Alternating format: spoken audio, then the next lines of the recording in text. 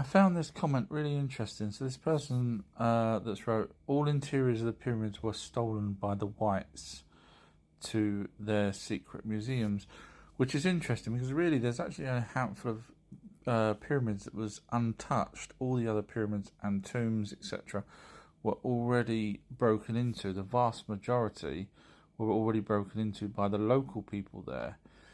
So technically, more non-white people stole from those places than white people. So I don't know what you're trying to say, really.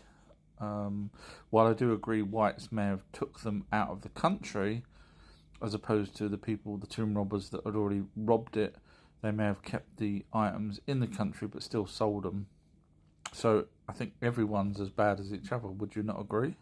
My 30-minute documentary on Enlil, which Greek and Roman god was he, is now finished. You can go and watch that from my website, ountruehistory.co.uk. I'm going to press play, have a listen. You'll see why it's probably the world's best video on showing who that is. In fact, I don't think anyone else has ever bothered. Titans. There was 12 kings on Nibiru over time, and the last was King Anu. They were the Titans. But how can Ouranos give birth to kings before he was born? He can't. The stories were verbally passed down. Let's look at how we get these Greek stories. Here's a timeline for the key figures who wrote about Greek gods and mythology, along with the approximate number of years after the events or earlier sources they are associated with. 1. Homer works the Iliad and the Odyssey. I'm just going to run a little bit on. Traditionally dated to the 8th century. Prometheus. As you'll see, there is the same story in Sumeria, except it wouldn't have been Prometheus. If you know, you know. And if you don't know, follow me and then you'll know. There's a few errors here, so I thought it would be nice to educate some people if you're interested in learning about the Anunnaki and the Igigi, etc., and where people sort of unfortunately get things wrong. The work of the Igigi. So these Igigi beings, these were worker people. They were volunteers. They weren't supposed to be enslaved, but they... So in other words, he's saying they were enslaved because they weren't supposed to be enslaved. Unfortunately, there's no evidence whatsoever that they were enslaved. In fact, I'll show you who they were in a moment. They arrived here about 450,000 years. So it's actually 442,000 years ago when the Anunnaki, the first arrived. That's based off of the shards that they talk about 10,000 BC. So then you've got to add the 10,000 BC from then to now. So you work out 442,000 years ago. But the Igigi didn't actually turn up when the first Anunnaki turned up. They did turn up later. That obviously there was the first 50 Anunnaki. So you're looking at another 3,600 years, give or take, before the Igigi turned up. Years ago, they worked for about 250,000 years, laboring, building a break. So this is the period between when the Igigi started work in South Africa. They didn't go to... Billy's going to say in a minute that they were on Mars. They did go to Mars later, but they had to start mining first in South Africa to use Mars as an away station. They didn't go to Mars straight away. That's unfortunately totally incorrect. So when they did arrive, that was the period between then and when Enki created the first Homo sapiens, which was approximately 300,000 years ago. So there was about 130,000, give or take, years, not the amount that Billy just said. Unfortunately, that's wrong as well. Breakaway civilization on Earth and Mars, which is why there's so many anomalies. And no, there wasn't a breakaway civilization. They were actually working with the elder gods. So the Igigi were the sons of gods, and I'll prove that in a second using his own words. On Mars. And then what happened was they decided to go to war against God, Anu, the head of the gods, Anu, Enki, and Enlil. So they fell from heaven to earth. They left Mars, came... No, unfortunately, they were already in South Africa when they came to... the whole point of when they left Mars was later on when the Igigi, which was who he's referring to, when they found out that Marduk was going to marry a Homo sapien, in other words, an offspring off of one of the Anunnakis that was breeding with the Homo sapiens that they'd created already. Marduk ended up wanting to marry one of them because these were more intelligent ones, the Homo sapiens, and so the Ajiji, who were on Mars way later, obviously, they decided that they wanted some women as well, and that's when they came down. So unfortunately, he's sort of amalgamated the two periods when they're two distinct periods. So this is what he's actually talking about, is where they're in South Africa and they went to Enlil's domain house, which is in the Archaeological, where Enlil and Enki and a few of the other Anunnaki gods were there, and they basically agreed that the Enki should create a first human. So this is why I say he's unfortunately got it wrong there. Down to Earth in the Epic of Atrahasis, they went to South Africa to a place called Adam's Calendar, and they encircled the camp of Enki, Anu, and... So, as far as I'm aware, the Archaeological says that it goes to Enlil's actual house, and he never had a house in South Africa, which is where Adam's Calendar is. So again, slightly wrong there. Enlil, and I read this tablet online one day. This is like, there's a rabble at my door. There's a rabble at my door. What does this mean? And these were the Ijiji coming, banging on the door, getting ready to go to war. So what he's actually referring to here is this here, which is the Archaeological. And there's a rabble at my door. There you go. See that? Now, the Ajiji were the sons of God. Now, I prove that 100% on my website, outtruehistory.co.uk. You can get to it on YouTube, but on my website, homepage, scroll down where it says click here, you'll see all the evidence that the Anunnaki were the elder gods and the Ajiji were the younger ones. And here, in fact, in the same Archaeological, it says here, why do you fear your own sons? So once again, it proves that the Ajiji were the younger gods. Whoops, I'll get to him in a minute on another video where he's completely wrong as well. So where was we? There we are. And so Anu gets his security team, and they come outside, and they're trying to talk and hash it out. And then Enki comes up with an idea. He says, there is an existing being on this planet. We can add our essence to it and get it to bear your load. In other words, we can... That is correct, actually. I'm going to let you know that he's correct on that. Create a worker slave, a worker race. So an agreement was made, and the Ijiji said, by the way, we need some women. So that's where it ended. So unfortunately, that's again where he says we need some women. No, that was way later. That was 200,000 Earth years later when they came down and stole human women, which means it was about 100,000 years ago when we have the evidence that Homo sapiens first appeared, as opposed to 300,000 years ago, or whenever date he was saying, which doesn't seem to match anything anyway.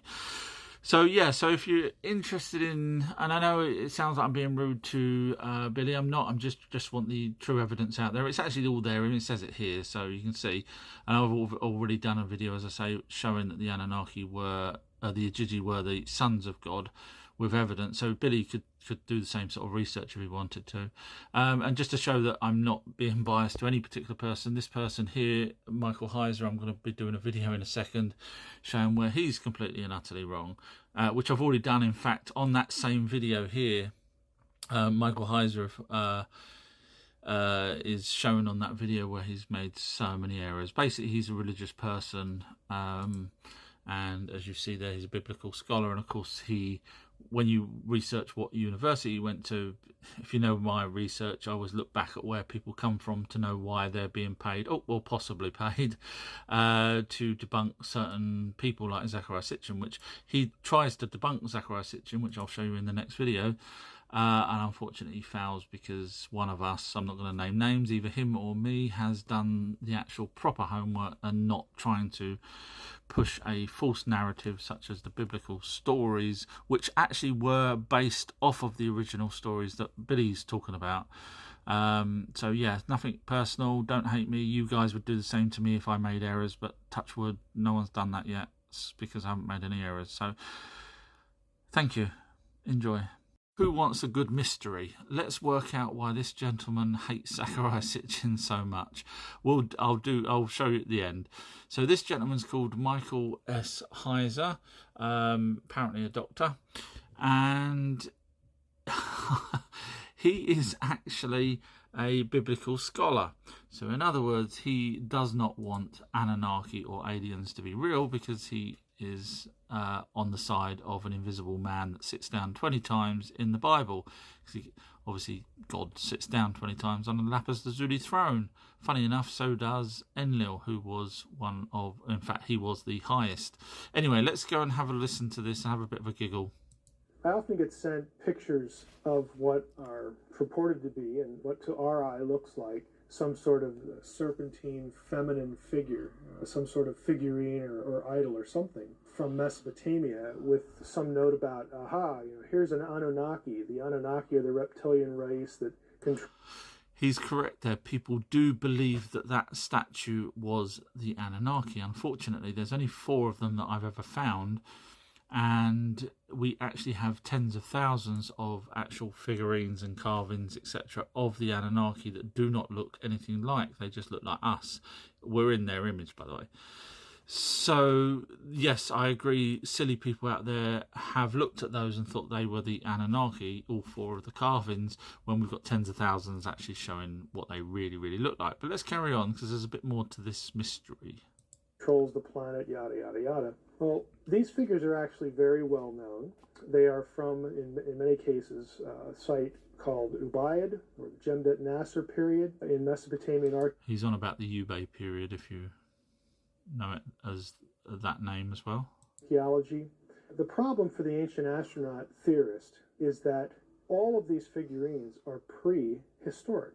Google Ubaid. So in other words, he goes on to say that there's no evidence there that that particular type of figurine, the ones with the squashed faces, is wrong, or is connected to the Anunnaki, should I say. And he's correct. There is nothing to connect them with the Anunnaki, because there's no writings for those 4 carvings. They are in museums, in fact. Now, this is where the mystery gets funny, because if you go along here towards the end of the video, evidence that connects them in any way with the Anunnaki. And so this is another point that Sitchin has literally invented. So Zecharia Sitchin never, ever said that this carving here was the Anunnaki. In fact, if you actually watch videos, Mr. S. Heiser, with Zecharia Sitchin, if you bother, you'll find that Zecharia Sitchin had said that he believes this was a female Anunnaki, where the actual clay ended up getting squashed. That's why there's only 4 of them, as opposed to the tens of thousands of images of the Anunnaki. So where you're trying here in your video, where you've got 188,000 subscribers and 12,000 views in 6 days, whereas my videos actually get blocked by YouTube and Google, because one of us, I'm not going to name names, one of us tells the truth and the other one makes up crap. So Zecharia Sitchin did never, ever say that that was one of the Anunnaki. So there's your first problem. Second problem is I've also done many videos with you, or showing videos where you're in error on my website and on TikTok, etc. So you do make a hell of a lot of errors, and that's because you are a biblical scholar who does not want the Anunnaki. Now, if you actually go and research where he studied, I'm not going to say it now, I've already done videos, but you'll trace back to a certain family that funds that university. Anyway, so now here is a carving of Enki in the Iraq Museum.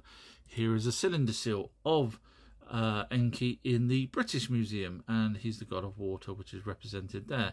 In fact, if you're interested, there's good old Inanna with a lion, bless her. I'm not quite sure who these are. This might be Nurgle, but anyway. So if I can only connect, there you are, EA, which was the original name for Enki. So if I could just connect Enki with the word Anunnaki, then we actually do have carvings of these Anunnaki, which is what he says we don't really have. Or I know he was only talking about that, but we do have carvings of the Anunnaki.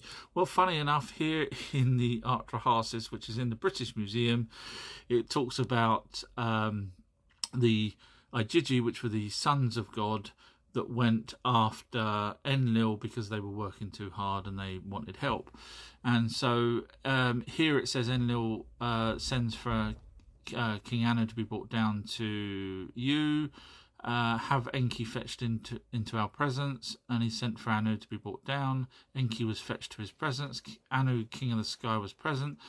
Enki king of the Apsu, attended. So in other words, the great Anunnaki were present, ready.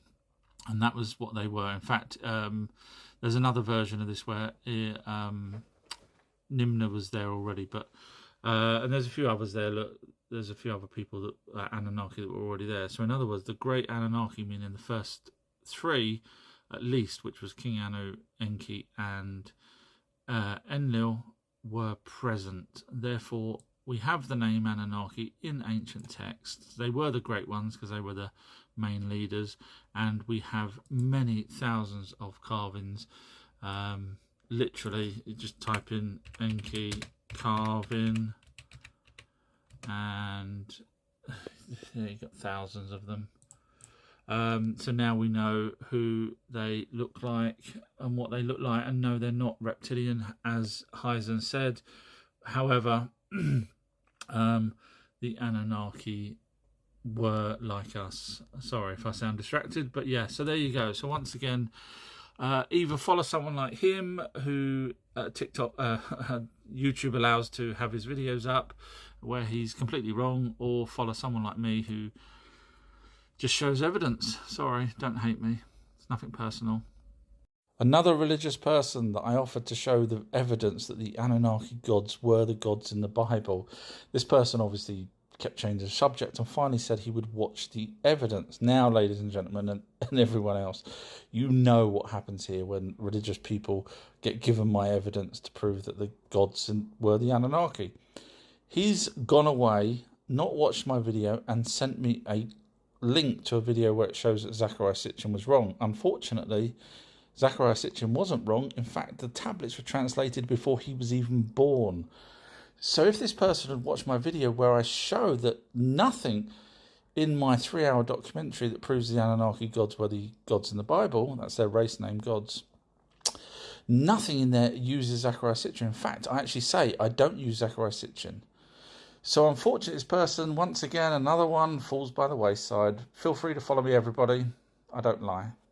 Our gods, the Anunnaki aliens, they originally taught us in Sumer, and they tell us they taught us in Sumer, and everything's been found in Sumer. However, recently it says here, world's oldest city was not in Mesopotamia, which is interesting, but it's wrong. They're saying it's in Ukraine, but what they don't understand is that if you read here, it basically says that there's so many more archaeological sites that have yet to be discovered, which means over in Iraq, which is where Mesopotamia was, which is where Sumer was, you'll find them older than over here in Ukraine, and that's because the great flood was caused by a ice shelf that broke off of Antarctica, according to tablets and Oxford University, which caused the deluge, which caused the tsunami, which flooded over Iraq.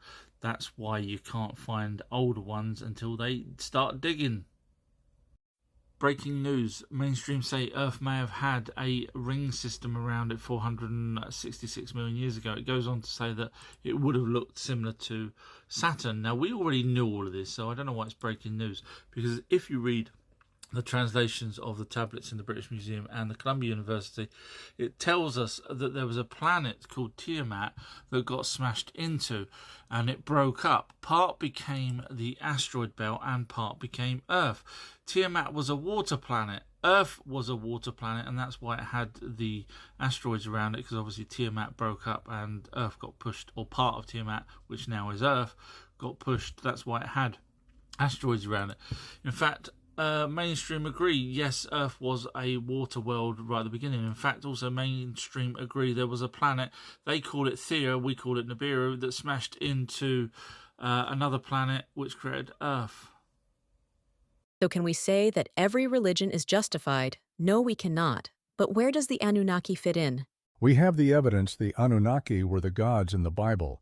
Older religions are based off the stories from the Anunnaki, some very closely, and others that have been changed over time, not so close, but at its heart, all ancient religions stem from the first gods ever mentioned, the Anunnaki. Remember, it's been proven that is their race name. Does that mean people from different religions can't believe in the Anunnaki? No. For example, I have a follower on TikTok that has become a friend. His name is Riz, and he's from Leicester. He is a Muslim, but he fully supports my evidence because he actually does his own. Does that mean he shouldn't be a Muslim? No, if a religion can give you something that helps or makes you feel better or safer, and it doesn't hurt anyone else, then you can still have a religion and know the stories are from the alien race called gods that came to Earth around 442,000 years ago. Over 40 years, I kept showing evidence to my mom. She knew the Anunnaki were here and were the gods in the Bible, but she still wanted to believe the Bible because she felt safe that God was looking over her. Sadly, there is zero evidence of an almighty being, regardless of religion, but we do have the evidence of the Anunnaki. So why do people say Scientology is to do with the Anunnaki when I've already gone through Scientology's backstory, and it wasn't anything? To watch the full version of this long documentary, visit ourtruehistory.co.uk and watch over 1,000 other long videos there.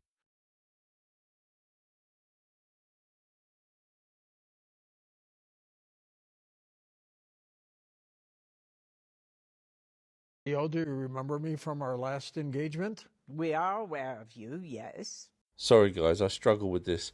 So you've got George Norrie there interviewing someone that pretends to channel archangels.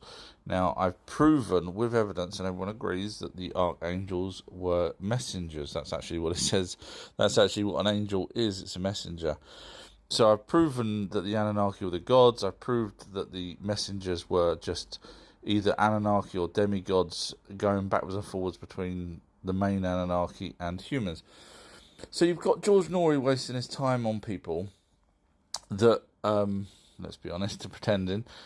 When you've got someone like me who's, I know this is why I say it's going to sound really bad, but you've got someone like me that's been doing this for 40 years with evidence, showing evidence on all my videos, and yet he calls up and wastes time on that. I won't watch that channel that they're on.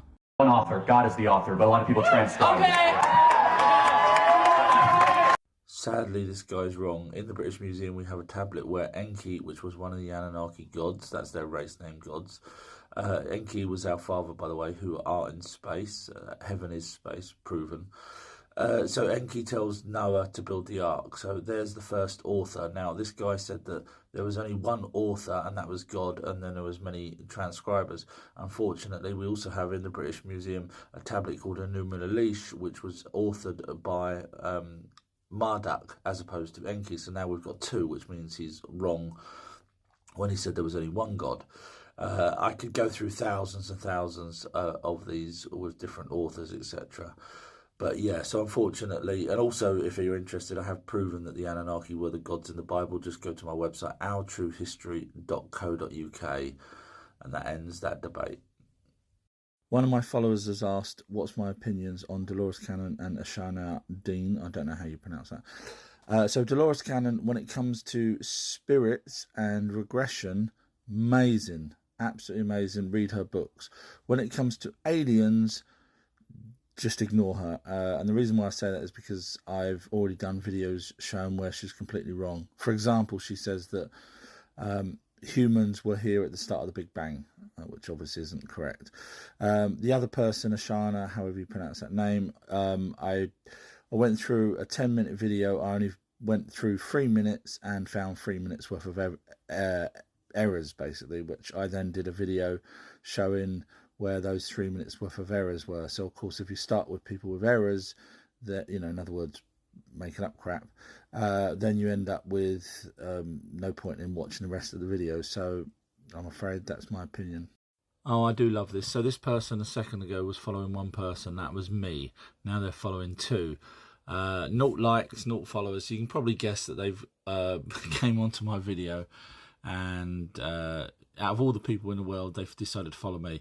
And yet they find my video wrong because they wrote an alternate interpretation of the translations, meaning the tablets, etc., that discuss the Anunnaki could be that they're creation myth. That it's a creation myth. Obviously it's not, because we've got all the evidence. So I send them the evidence. And then they wrote, thanks for the video. I'm afraid there's nothing in the video to change my original post. The creation myth explains all these points. No, it does not. Absolutely categorically does not. So I'm asking this person, who just happens to follow pretty much only me, show me one bit of evidence when my evidence is wrong in that video. For everyone else who wants to see the evidence that the Anunnaki were the gods in the Bible and created us, go to my website, outtruehistory.co.uk, scroll down on the homepage, click here. This is talking about the Shroud of Turin. Have a listen to this. And it's been dated to the time of Christ, and they've done a blood analysis on the cloth, which shows that the man was crucified. Okay, so this is the person here that's putting that video out, not me. I've done my own deep dive onto the Shroud of Turin, which comes out the first week in October. And unfortunately, what that person didn't realise is that while there was people that said it was dated back and it was to do with the blood that was crucified, there is also other researchers that said, no, it's not. So you can't just go by the one that you believe in and to push your own narrative. So if you're interested, if anyone's interested in the actual real evidence, because you know me, I'm totally unbiased, my new video, The Shroud of Turin, is going to be released in the first week of October. You can get to it from outtruehistory.co.uk, along with all the other videos I do. Breaking news. Mainstream have said that human genome can be stored inside a near indestructible 5D memory crystal that could survive to the end of the universe. Technically, it's not breaking news, because if you know anything about the crystal skulls, or you've actually watched my amazing 1-hour documentary that's a deep dive into the crystal skulls, you'll find that the crystal in my video, I suggest that it holds information, just like mainstream is saying it does now. However, about 15 years ago, Philips, the company Philips, actually created a hard drive based off of crystal, which could store terabytes of information. Of course, they will never let that out to you or me, because we won't need to keep buying hard drives if we had one. So basically, if you're interested in finding out that mainstream's slowly catching up with me, someone will eventually in mainstream watch my video and go, so outtruehistory.co.uk. Breaking news. Scientists detected signs of a hidden structure inside Earth's core. Hold on, it gets even better. It's very exciting and might mean we have to rewrite the textbooks. Now, funny enough, I've been saying that the Earth's core more than likely was an ice core, because Earth was actually a water planet based off of the Tiamat, which was another planet that got smashed up that became Earth. And everyone keeps saying to me, no, it's an iron core. And I keep saying, no, there's no way that they would know that. And in fact, Hawaii University has now agreed that it's actually liquid and probably isn't iron. So if you want to know where mainstream always ends up coming to, because let's be honest, all of my videos they end up agreeing with, because I am the one that does the proper research. So it's on my website. You can go watch it. 6 minutes video. outtruehistory.co.uk. And once again, mainstream's finally agreeing with me. Breaking news. You might want to share this video at the end. This is going to change the way you look at history. So Ceres is a planet that used to be a planet, and now they class it as an asteroid. But either way, it is now deemed that it was an ocean, basically a whole water planet or asteroid. And funny enough, the enumeration of the British Museum tells us of a planet many years ago, 4.6 billion years ago, called Tiamat, which got smashed into and broke up. And Tiamat broke up and became, yes, you guessed it, the asteroid belt and Earth. And so that's the reason why Ceres is water planet, because Earth was also a water planet. See my previous video. Now, if that's the case, then it means that the Ceres and Earth were both formed from similar materials. In other words, both from Tiamat, which is interesting because the Norse story of the frost giant, no, it's not one of these giants. Go watch my amazing videos, because I actually point out what the frost giant was, which no one else has done, with evidence that it was actually the planet Tiamat. Now, the James Webb's telescope has found water in the asteroid belt. There you go. So going back to the asteroid belt, which was part of Tiamat, the other planet that broke up, and so was Earth, and obviously Ceres, which is why there's water there. Water used to be on Earth, and there's water, as NASA's just said, above and below the asteroid belt. Funny that, if you watch my previous videos or my documentaries on my website, you'll find that the firmament is what the asteroid belt is, and that's why you have waters above and below. Please share. Thank you. The Watcher's Fallen Angels Solved. This is the most requested deep dive video I've been asked for, and it's going to be out in a couple of days, as you can see, and it will show the evidence that the Watchers stroke the fallen angels were not angelic beings. And yes, you guessed it, it all boils back down to the Anunnaki and the Ajiji. But I'll be showing the evidence. So we can now, once again, just like I've done with all my other videos where I proved who Yahweh was, where I proved with as much evidence as possible who Jesus' father is, where I've proved so many other things, this is going to be another one of those amazing videos that we can now finally put to bed. And if you're interested in those other videos, all you have to do is go to ourtruehistory.co.uk and you'll see that I've worked out Stonehenge with evidence, Atlantis, which is pinned on my TikTok video. If you want to go and watch that now, you can. Who the father of Jesus was. This is a reply to a video I just done where I said the Earth's core was possibly an ice core instead of an iron core. And this person said, but ice and water can't create a magnetic field. It has to be metal. Well, unfortunately, if you're assuming that the actual core is what's causing the magnetic field, then you'll realise that the actual inner core apparently spins, according to some people. However, other researchers say no, it doesn't spin. Other researchers say sometimes it even stops for 70 years. But if you go with the geographic poles, north and south, determined by the planet's overall rotation and not directly affected by the inner core. And also the magnetic poles, this is what mainstream say, are influenced by the liquid on the outer core. So again, I'm talking about the inner core being ice. So either way, I'm still more than likely right. Breaking news. Scientists discover water source in outer space 3 times greater than the Earth's oceans. If you go down to read, it's basically saying that a star is found 450 light years away and surrounded by a staggering amount of vapour. It goes on to talk about it being some sort of water. Funny enough, this tablet here in the British Museum that's done by the Anunnaki, the alien gods that created us, they actually tell us that Apsu, which is our sun, was formed in waters, which is why they say the waters mingled in that actual tablet. And so if you're interested in learning properly, obviously I'm already ahead of the game. I've already done a video way back where it's called Alien Bible Evidence, Genesis Corrected. That one actually shows you where it's talking about, the tablets are talking about how the solar system's formed. In fact, I've also got on my website a planet family tree which shows you which planets were formed first. So the Sun and then Tiamat. Hello and welcome to another amazing documentary by ourtruehistory.co.uk. How our solar system formed, solved. While I go on about the Anunnaki gods that came here and created us, there are tablets that talk about things we didn't or shouldn't have known when the ancient tablets were first written. Now, in this case, just in the last few days, mainstream science has put out a press release explaining that they now believe a type of water that is in space formed the sun and then planets. I'll read this article out now, then I'll show you that the Anunnaki ancient tablet already told us. Telescope focused on HL Tauri, a sun-like star 450 light-years away, revealed an abundance of water. Scientists utilizing the Atacama Large Millimeter Submillimeter Array, ALMA, have uncovered a remarkable presence of water vapor in the inner region of a gas and dust disk surrounding a young star, potentially marking the birthplace of planets, interesting engineering reported.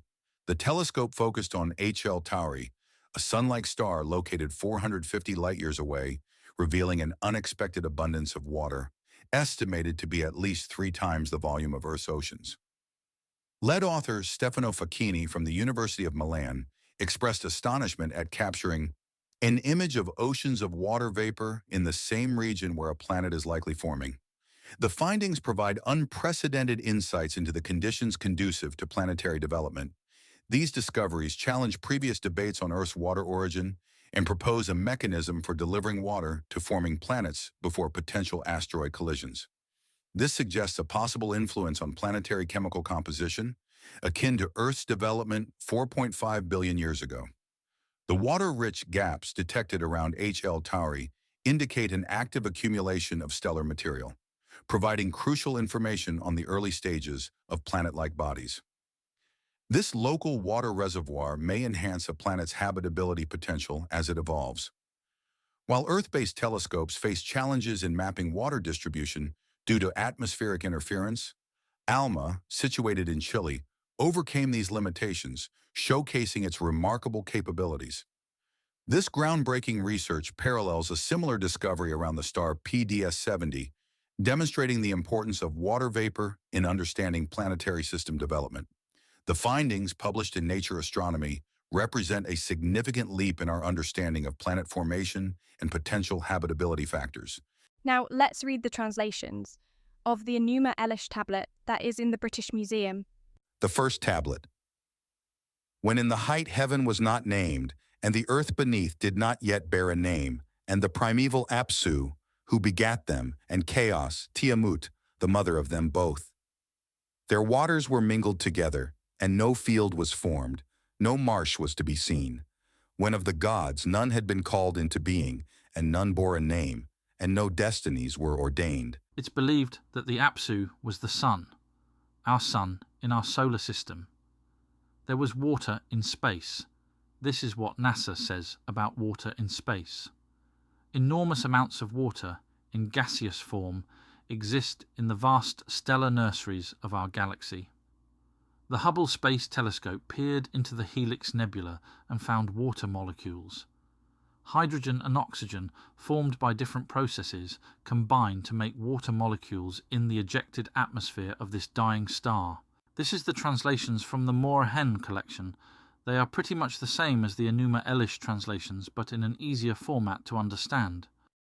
When it all started, in the above, there were no gods in the heavens, and in the below, Ki, there was no name for the firm ground. Apsu, their first leader, was all alone in the void. In the heights of the above, there were no celestial gods yet, and in the depths of the below there were no celestial gods either. Apsu ruled the void all by himself. Then his winds mixed the waters of the beginning, and Apsu cast a divine and clever spell over the waters. He slept soundly in the deep of the void. Tiamat, the mother of everything, became his wife. She, indeed, was a mother from heaven and a watery beauty. The mother of everything isn't the creator of everything. Tiamat was a watery planet. In fact, it was an ice planet. Watch my documentary on the Norse gods, where I explain the Norse myth of a frost giant was in fact Tiamat, the planet. Apsu's little Mumu then gave birth next to him, and he gave Tiamat a gift to bring to him as his messenger. Only she can have a gleaming metal, gold, that lasts forever. We are not sure what Mumu was. It could have been a wormhole, portal, dust, or just a huge sun flare, or something else. Apsu gave this beautiful gift to his wife. Then their waters mixed, and they had divine children to bring into the world. The celestials were created in both male and female forms. Lamu and Lahamu were their given names. Then were created the gods in the midst of heaven. Lamu and Lahamu were called into being. Ages increased. Then Ansar and Kisar were created. I have created a family tree on all the planets and their names, and which planet gave birth to which. Please remember, the Anunnaki, gods, always spoke about objects in heaven, which we know is space, as if they were alive. If these planets had personalities and mouths and eyes, this is just how they spoke about them. The first children of Tiamat was Mars and Venus. If we believe mainstream science and the Anunnaki texts, then it's clear that a water-type substance in space forms stars and planets. The question you are thinking is, how did the Anunnaki know this, if this happened before their planet came into our solar system? Two easy answers. One, we have worked out now that water creates planets, so they could have done the same. Two, watch my excellent documentary called Solar System, How the Anunnaki Knew. You can get that video on my website, ourtruehistory.co.uk, along with a few thousand other videos. Sadly, this evidence negates the need for a god creating the planets. You could argue that the god made the waters that made the planets, But that's not what the Bible says, so no point in changing the Bible to fit a version that people want to be true. Remember, if you want to see the evidence that the Anunnaki were the gods in the Bible, visit my website. Hope you enjoyed this, our truehistory.co.uk. The Watchers, Fallen Angels, solved. If you are new to my videos, you'll be thinking, why can this unknown person solve with evidence what no one else has done? That's because I've already solved many mysteries with evidence. I've been doing this for over 40 years and have been called the foremost expert. I'm not on TV, but that doesn't make my research any less impressive. For example, here are just some of the mysteries I've solved, which you can go and watch the documentaries right now from my website, ourtruehistory.co.uk. I have shown who Yahweh really was. I have shown Adam and Eve were on a spaceship for the first 24 years of their life. I have put out the evidence that Jesus' father was not who you think he was. I have shown what Valhalla was. I have shown the mark of the beast already happened. I worked out that the Greek god Kronos was not Zeus' father, and I show who he was as an Anunnaki, and so much more. Now on with this video. First, we need to see what the words fallen angels and watchers mean. This is what mainstream will tell you. The terms fallen angels and watchers originate from ancient religious and mythological texts, primarily within the context of Jewish, Christian, and Islamic traditions. Here's what they generally mean. Fallen angels refers to angels who are cast out of heaven for rebelling against God or failing to fulfill their divine duties. In Christian theology, the most famous fallen angel is Lucifer, who is often associated with Satan. These angels are depicted as beings who defied divine authority and were punished by being expelled from heaven, becoming associated with evil or corrupt forces in the world. The concept of fallen angels is found in various religious texts. In Christianity, the fall of Lucifer and other angels is depicted in Isaiah 14:12, 15, and Revelation 12. 7, 9. Fallen angels symbolize rebellion, sin, and the consequence of turning away from God. They are often depicted as agents of chaos or temptation. The Watchers. The Watchers are a specific group of angels mentioned in ancient Jewish texts, particularly in the book of Enoch, an ancient Jewish text not included in the canonical Bible. They were sent to watch over humanity, but ended up becoming corrupt. According to the book of Enoch, the Watchers descended to earth, lusted after human women, and fathered a race of giants called the Nephilim. Their actions were seen as a violation of divine law, leading to their punishment. The term Watchers comes primarily from the book of Enoch and other ancient Jewish writings. These angels were tasked with observing humanity, but fell into temptation. The Watchers are associated with a story of divine beings falling from grace by becoming too entangled with the earthly realm. They are often connected to themes of corruption, forbidden knowledge, and the mixing of divine and mortal beings. Some people think they are same, and I'll explain later if they are the same, but here's mainstream view. Fallen angels and watchers are related concepts, but they are not exactly the same. Here's a breakdown of their relationship and key differences. Fallen angels are a broad category that includes any angel who was cast out of heaven for rebelling against or disobeying God. The most well-known example is Lucifer, who is often equated with Satan after his fall. Origin: the idea of fallen angels is found in various religious traditions, especially in Christianity, where it refers to angels who followed Lucifer in rebellion. The Watchers are a particular group of angels mentioned in the book of Enoch and other ancient Jewish writings. They were tasked with watching over humanity, but ended up disobeying their divine duties. The Watchers' fall happened because they lusted after human women and fathered the Nephilim, a race of giants. Their transgression led to their punishment by God. The Watchers have a specific narrative and role in ancient Jewish texts, primarily the book of Enoch. While the term fallen angels can apply to many angels, the Watchers refer to a distinct group with a particular story of disobedience. The Watchers, after their transgression, are considered fallen angels because they were punished and cast out of their divine role. However, the broader concept of fallen angels includes many other angels, such as Lucifer, and those who followed him, who rebelled against God for different reasons. The Watchers' fall was tied specifically to their lust for human women and the resulting Nephilim, while other fallen angels, like Lucifer, fell due to pride, rebellion, or other reasons. Now we can look at what my research shows. Remember, if you've seen my other videos, You know, the Bible has been changed many times. Let's first look at the fallen angels. But if we look at the word Lucifer, it was added to the NIV Bible in 1978.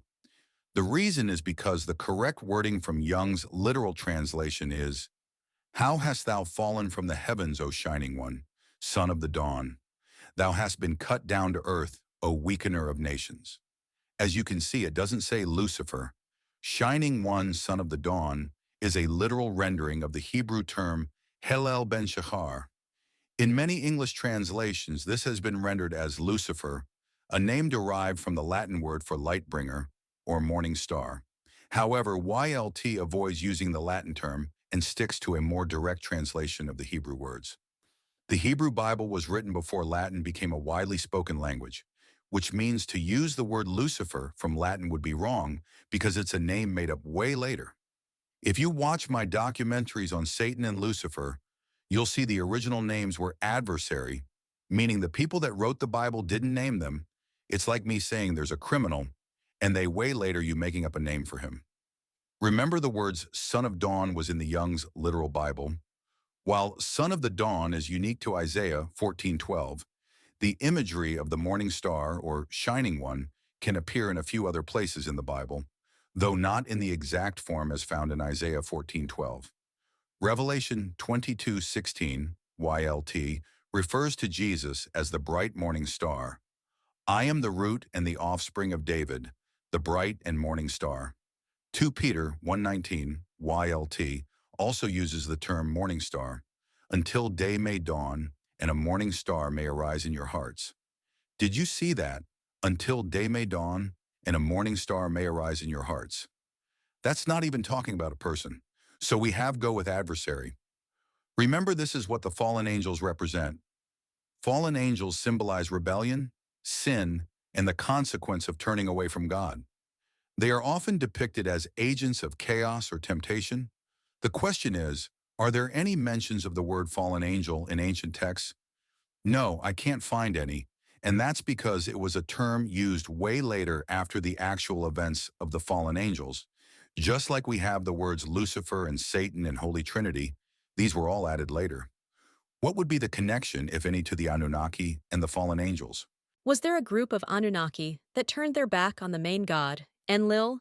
Remember, I've proved with evidence that the Anunnaki were the gods in the Bible, and that Enlil was called the Most High, same as the Bible. In Mesopotamian art and literature, gods were sometimes described as possessing aura or brightness, just as it mentions in the Bible. Mesopotamia was where the Anunnaki gods settled when they arrived here from their planet. There are 3 main stories from before the Bible about a group of people that were against Enlil at that time.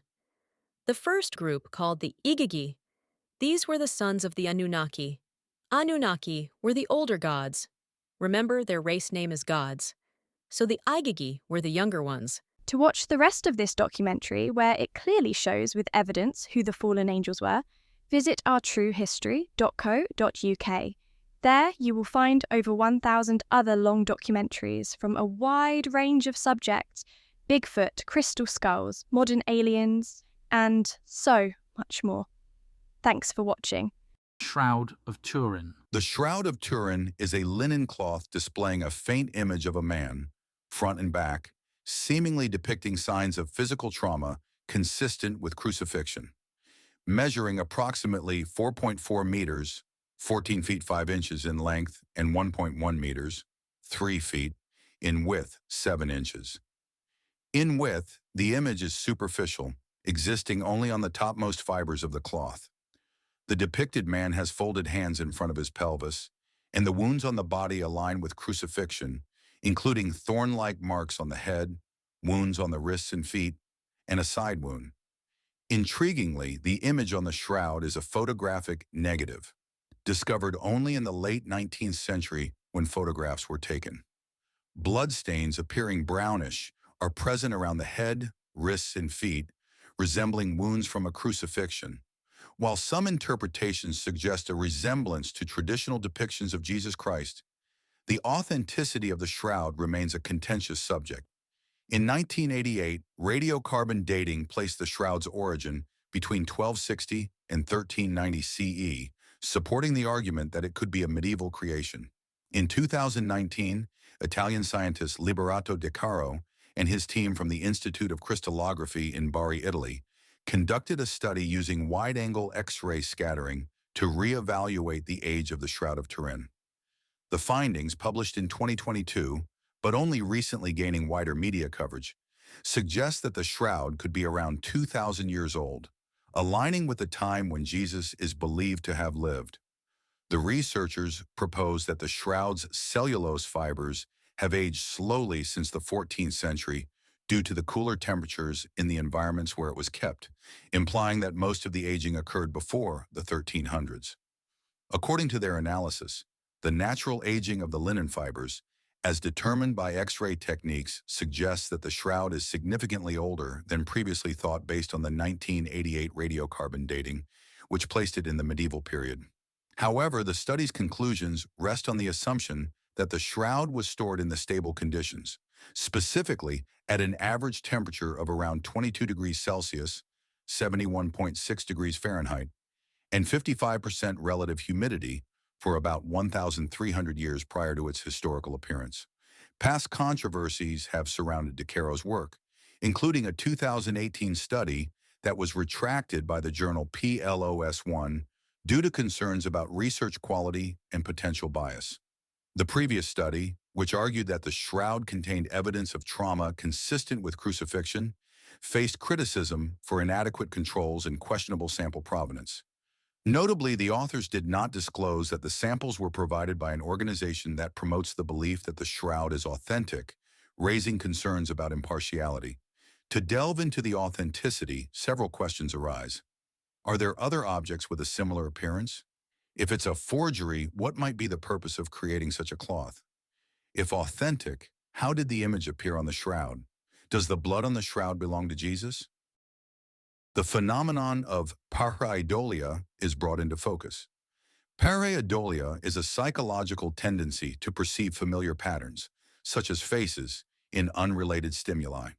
This can be seen in recognizing faces in clouds, rock formations, or in this case, the Shroud of Turin. The faint and indistinct nature of the image on the shroud could lead to pareidolia, where individuals interpret facial features, possibly influenced by the significance attached to the shroud in religious contexts. Recently, people have used AI, artificial intelligence, to see what computers make of the image. They do agree it looks like a person and have produced a realistic picture of what the AI believes the man would have looked like. For us simple humans, the shroud's interpretation involves a blend of historical, religious, and scientific perspectives. People might see different things based on their beliefs and cultural backgrounds. As for the question of whether Jesus would have had a beard, historical and cultural context indicates that it was common for Jewish men of that era to wear beards.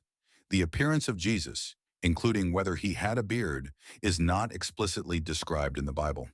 However, cultural and historical context suggests that during the time and region in which Jesus is believed to have lived, 1st century AD in the Middle East, it was common for Jewish men to have beards. The Jewish tradition, influenced by religious laws in the Hebrew Bible, Old Testament, often considered beards as a symbol of masculinity in adherence to cultural practices. In Christian religious art and iconography, Jesus is commonly depicted with a beard. Of course, Jesus wasn't the only that would have had a beard, so we can't say it's Jesus based off the beard.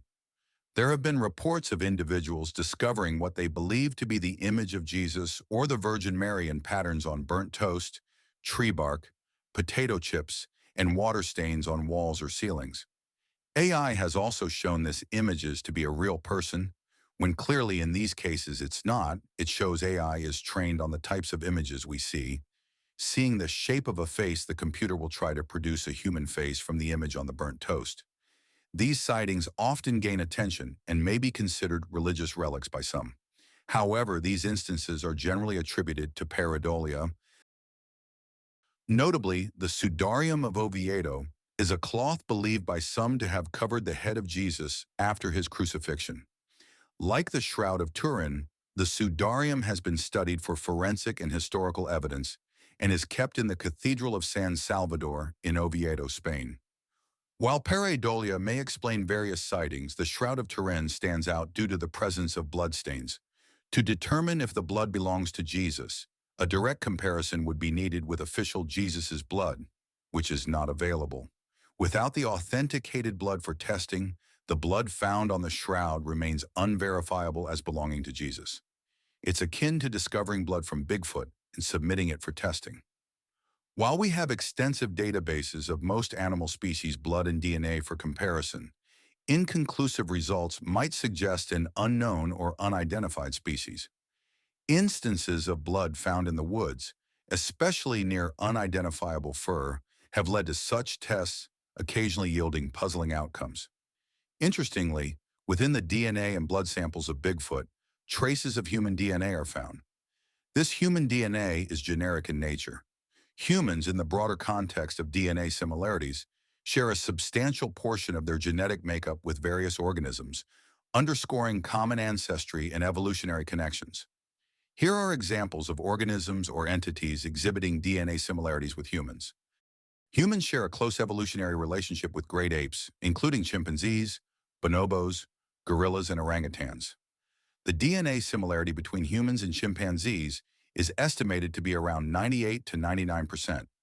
Beyond great apes, other primates such as monkeys and lemurs also share genetic similarities with humans. Humans, being mammals, share common mammalian characteristics and genetic features with a wide array of mammals, including dogs, cats, elephants, and whales.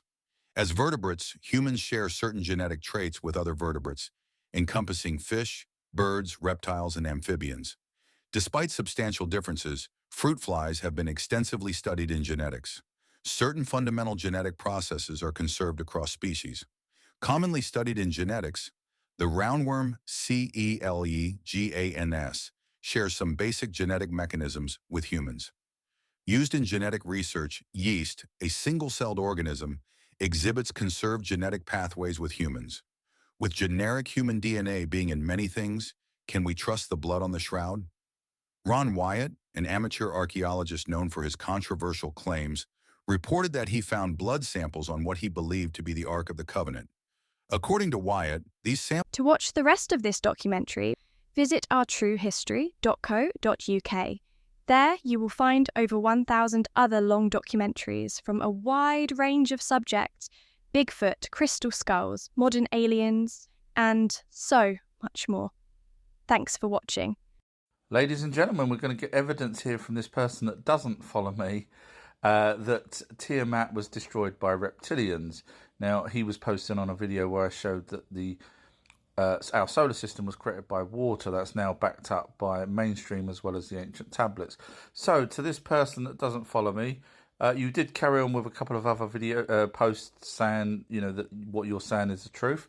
So, ladies and gentlemen, we're going to have the evidence, and we need evidence. Don't just point me to a YouTube. We need the evidence of reptilians destroying a planet called Tiamat.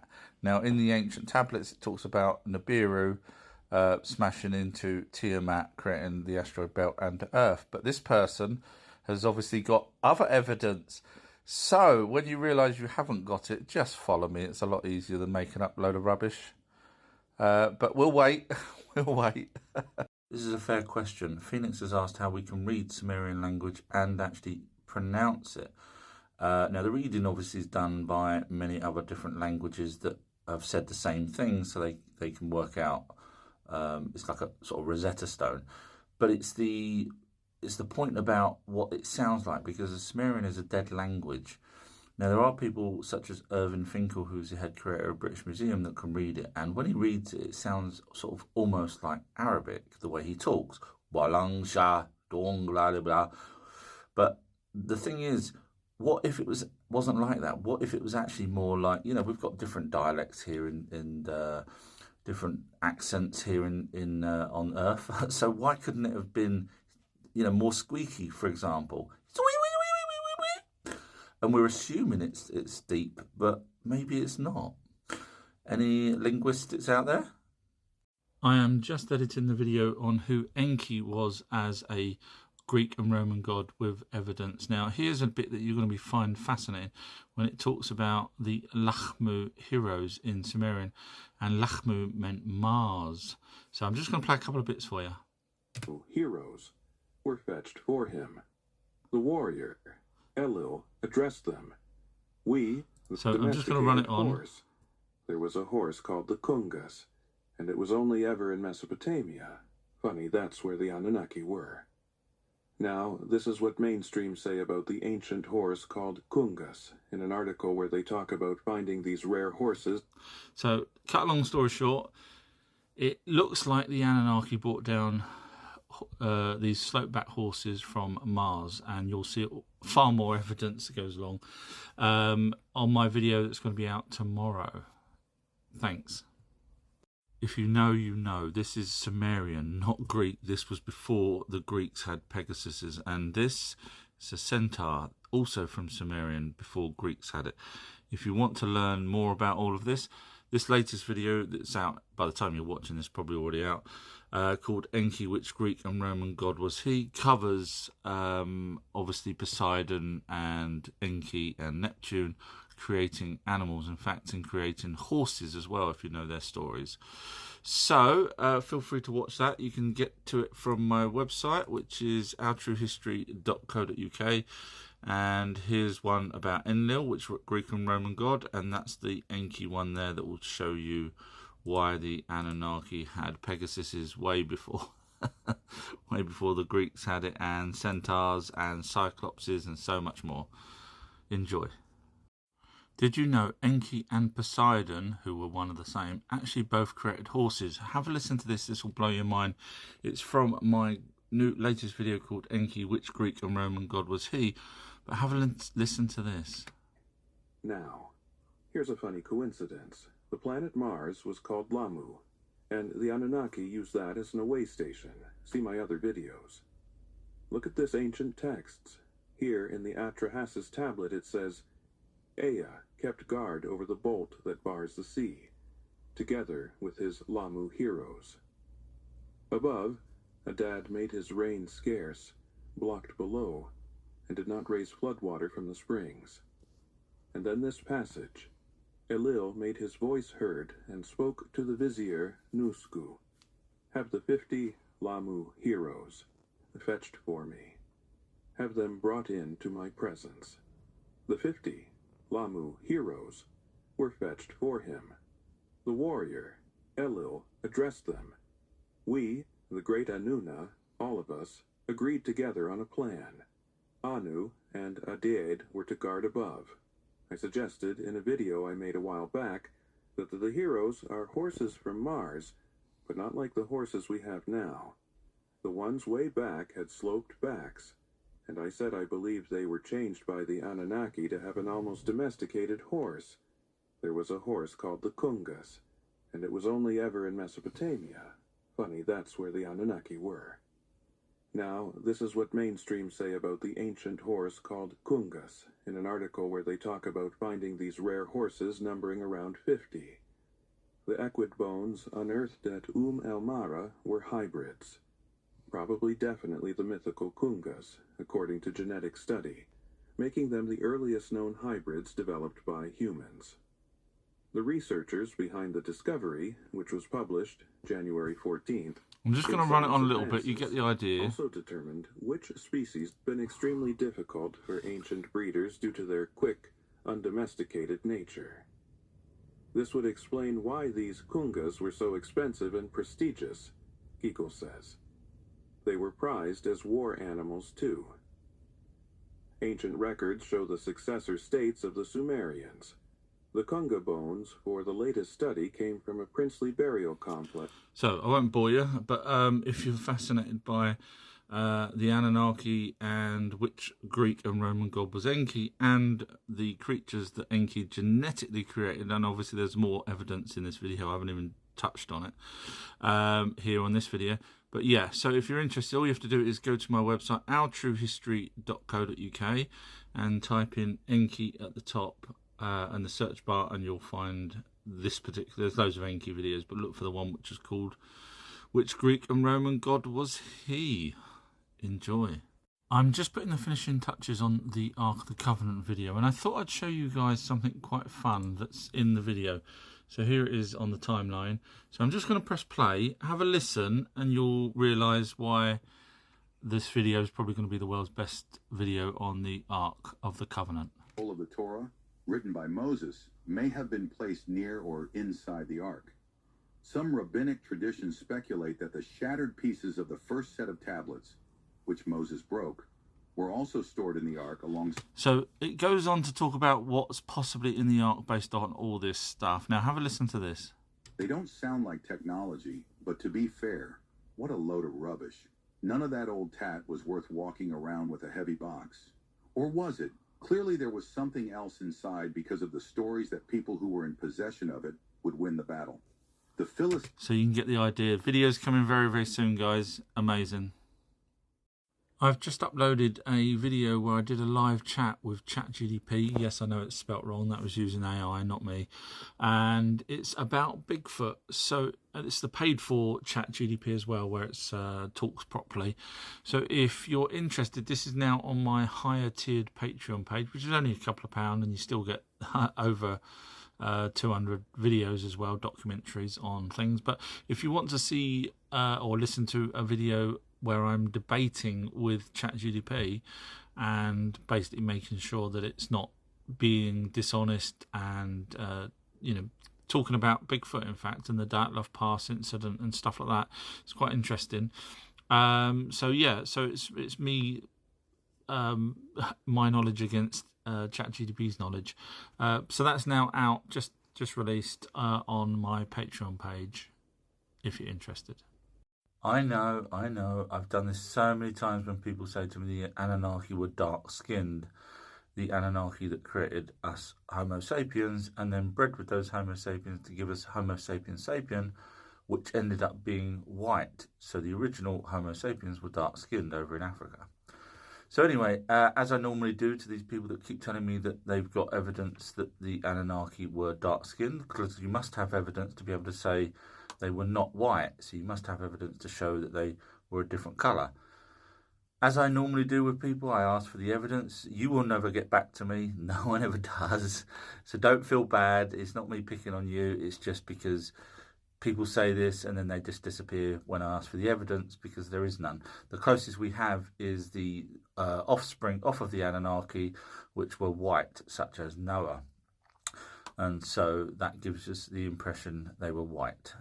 I'm not even going to comment on this one. I'm just going to let everyone read it and make up your own mind.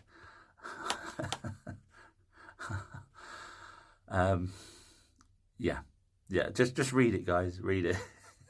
So this person that doesn't follow me has said the Anunnaki were a mixed species, but then says that then it's not really the colour. However, then they actually then say, although the royal lineage had dark skin, so it is kind of colour is where you're going with this. So if you could show me any evidence whatsoever. Now, Billy Carson said that they were a mixed species, and I asked him for the evidence of that, and he never showed it, because there is none.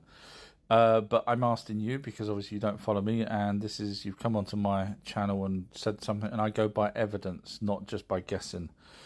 So I can show you the evidence that the Anunnaki's sons were pale-skinned, blue eyes, blonde hair, which more than likely means that the parents were the lighter skin because their planet is further away from the sun. And obviously over in Africa, the Homo sapiens were dark skinned. So anyway, show me the evidence that they were mixed race. I will wait and wait and wait and wait. Many of them made you believe they were gods and allowed... This is where I have to shut him down for good, really. Sorry. So the Anunnaki didn't make us believe they were gods because we wouldn't have known what gods were. They could have said they were Superman or Spider-Man or anything. We wouldn't know what a god was. There was no god. In fact, their race name, Anunnaki's race name, is God. So there is no way they would have pretended to be a god because we wouldn't have known what a god was. They created us. Bashar says they created us. So there's no way they needed to pretend they were gods if they've created us. Because we wouldn't know what a freaking god was. Sorry, Bashar, I have to call you out finally. Don't mean to do it, but that's just crap. Fact. Is anything in there historical fact? Very little, probably. So this person's referring to the Bible and saying that although they've studied it, there's very little in there that's fact. What they don't actually do is what I do, which is study absolutely everything. Because once you realise that the Bible's a copy of the older texts, you then realise, yes, many of those things were fact. Now, they actually got the wording wrong and some translations wrong, etc. Back in the day, I'm not talking about modern times, I'm talking about the Hebrews translating it from Aramaic, Assyrian, Hittite, Babylonian and Sumerian, for example. So they did get some things wrong. But we do actually have the evidence of the things that the Bible's talking about in older cultures. So that's where the Bible gets it from. So if you're interested in learning, all you have to do is go to my website, ourtruehistory.co.uk, and you'll see with evidence, 100% evidence, of the things that I'm just talking about. They were something far more terrifying. They were dragons. And trust me, the problem we've got here is no evidence whatsoever of a dragon with 6 appendages has ever been found. The other problem we've got is they've probably not done any deep research, otherwise they would have come across the Sumerian tablets, which is the first proper civilized language. And in that it talks about dragons, which was comets. They were comets. So for example, you can go right now and read Bel and the Dragon if you want to, and you'll realise it's a comet with a long tail. That's why we have the Chinese dragons with a head and a long tail. And the Anunnaki described the dragons as alive, even though they were comets. They also described planets as deities that were alive. So over time, the word dragons ended up being used for many different things, same as the word demon, which just originally meant something evil, and now we use it for all sorts of things. Feel free to follow. No, one author. God is the author, but a lot of people transcribe. Okay. Amen. So there's a huge problem here because I go by evidence, and this person will have absolutely zero evidence that an almighty being wrote the Bible or authored the Bible. He may have got scribes. Now, the problem there is I've already proven with 100% proof that the Anunnaki were the gods in the Bible. In fact, that's their race name. The Anunnaki had many different scribes, and the Anunnaki were many. So in other words, there was more than just one God, as it says in the Bible, Genesis 1:26, even the word Elohim. But I've proven 100%. If you want the evidence, just go to my website, ourtruehistory.co.uk, scroll down on the homepage to where it says click here in blue.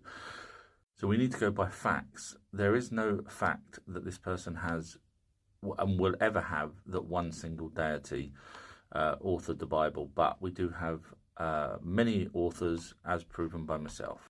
Evidence is the reason there's no fossils of dragons is because they had bird bones, and they were actually... The reason why I struggle with this is because the gentleman's saying that there is no dragon bones because they would have been like bird bones, which you can't fossilise, apparently.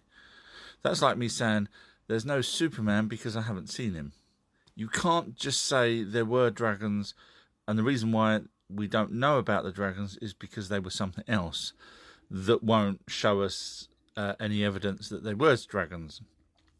So I don't know. I mean, is evidence now just because we don't have it and you can say it was something else? Is that how evidence works nowadays? Because I'm going to be out of a job if we can just make up stuff by saying, well, a dragon was really a bird, and birds don't, a big bird which was a dragon, but their bones don't fossilise, so therefore they were real, but we can't see them. Who thinks they know what a cherubim is? Now, I've just done a deep dive. The video will be out on October the 20th. As you can see the countdown. Now, let's just have a little bit of fun with you guys, seeing as you'll probably think a cherubim is some sort of living creature that flies around or is eternal. Just think about this. They sit on top of the ark, facing inwards, apparently, with their wings. So are they really alive? Come on, guys. If you really want to know the answer, just wait till this video comes out, along with all my other amazing 1,000+ documentaries where I solve many other things. You're now going to realise that the cherubim were not angelic type beings at all, and you will find out they're more, I don't want to spoil it, and they're not even alive.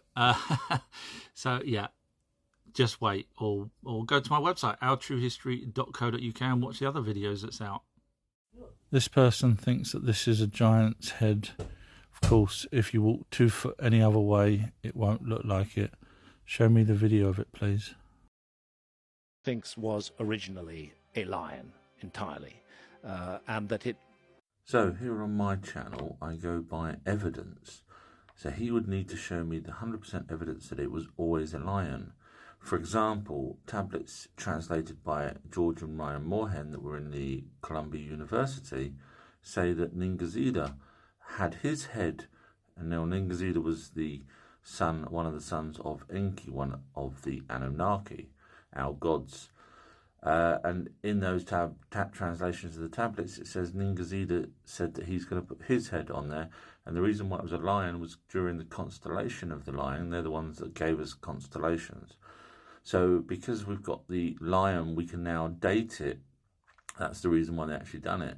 And they put Ningazida's face so we would know who it was that actually built the pyramids. It was to do with the pyramids, the Sphinx. So I need evidence, Graham. The whole Earth is going to go through an activation where we will have powers similar to superheroes. There is a few problems here with this, but I suggest people go and watch the actual full video where he talks about we're being run by a Satan AI and that we're all going to be ended up wearing robes, etc. So my problems here is when he says we're all going to have powers like superheroes, we're probably not. We may have bionic limbs and things like that, but we're not going to be able to fly on our own. We'll have devices, which is what we've got now. So technically, if you said to someone, oh, I'm going to go to America by flying over the ocean, if you said that to someone 200 years ago, they'd think you're crazy, but you can do it.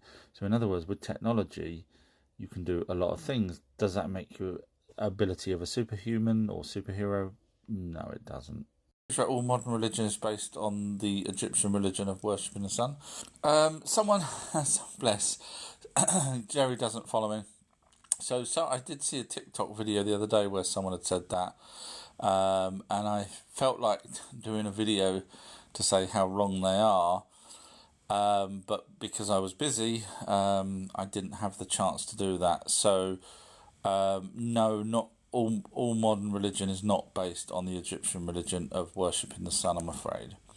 So first of all, you've got the Christian religion, which is basically worshipping many gods to start with, you must know that, and they were the Sumerian gods.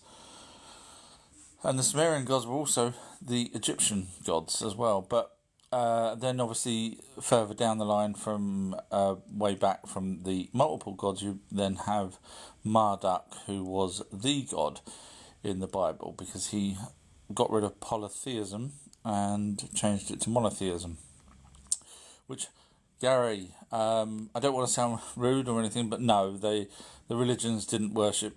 Now, Marduk, I'll give you one little hint here. Marduk was the sun god.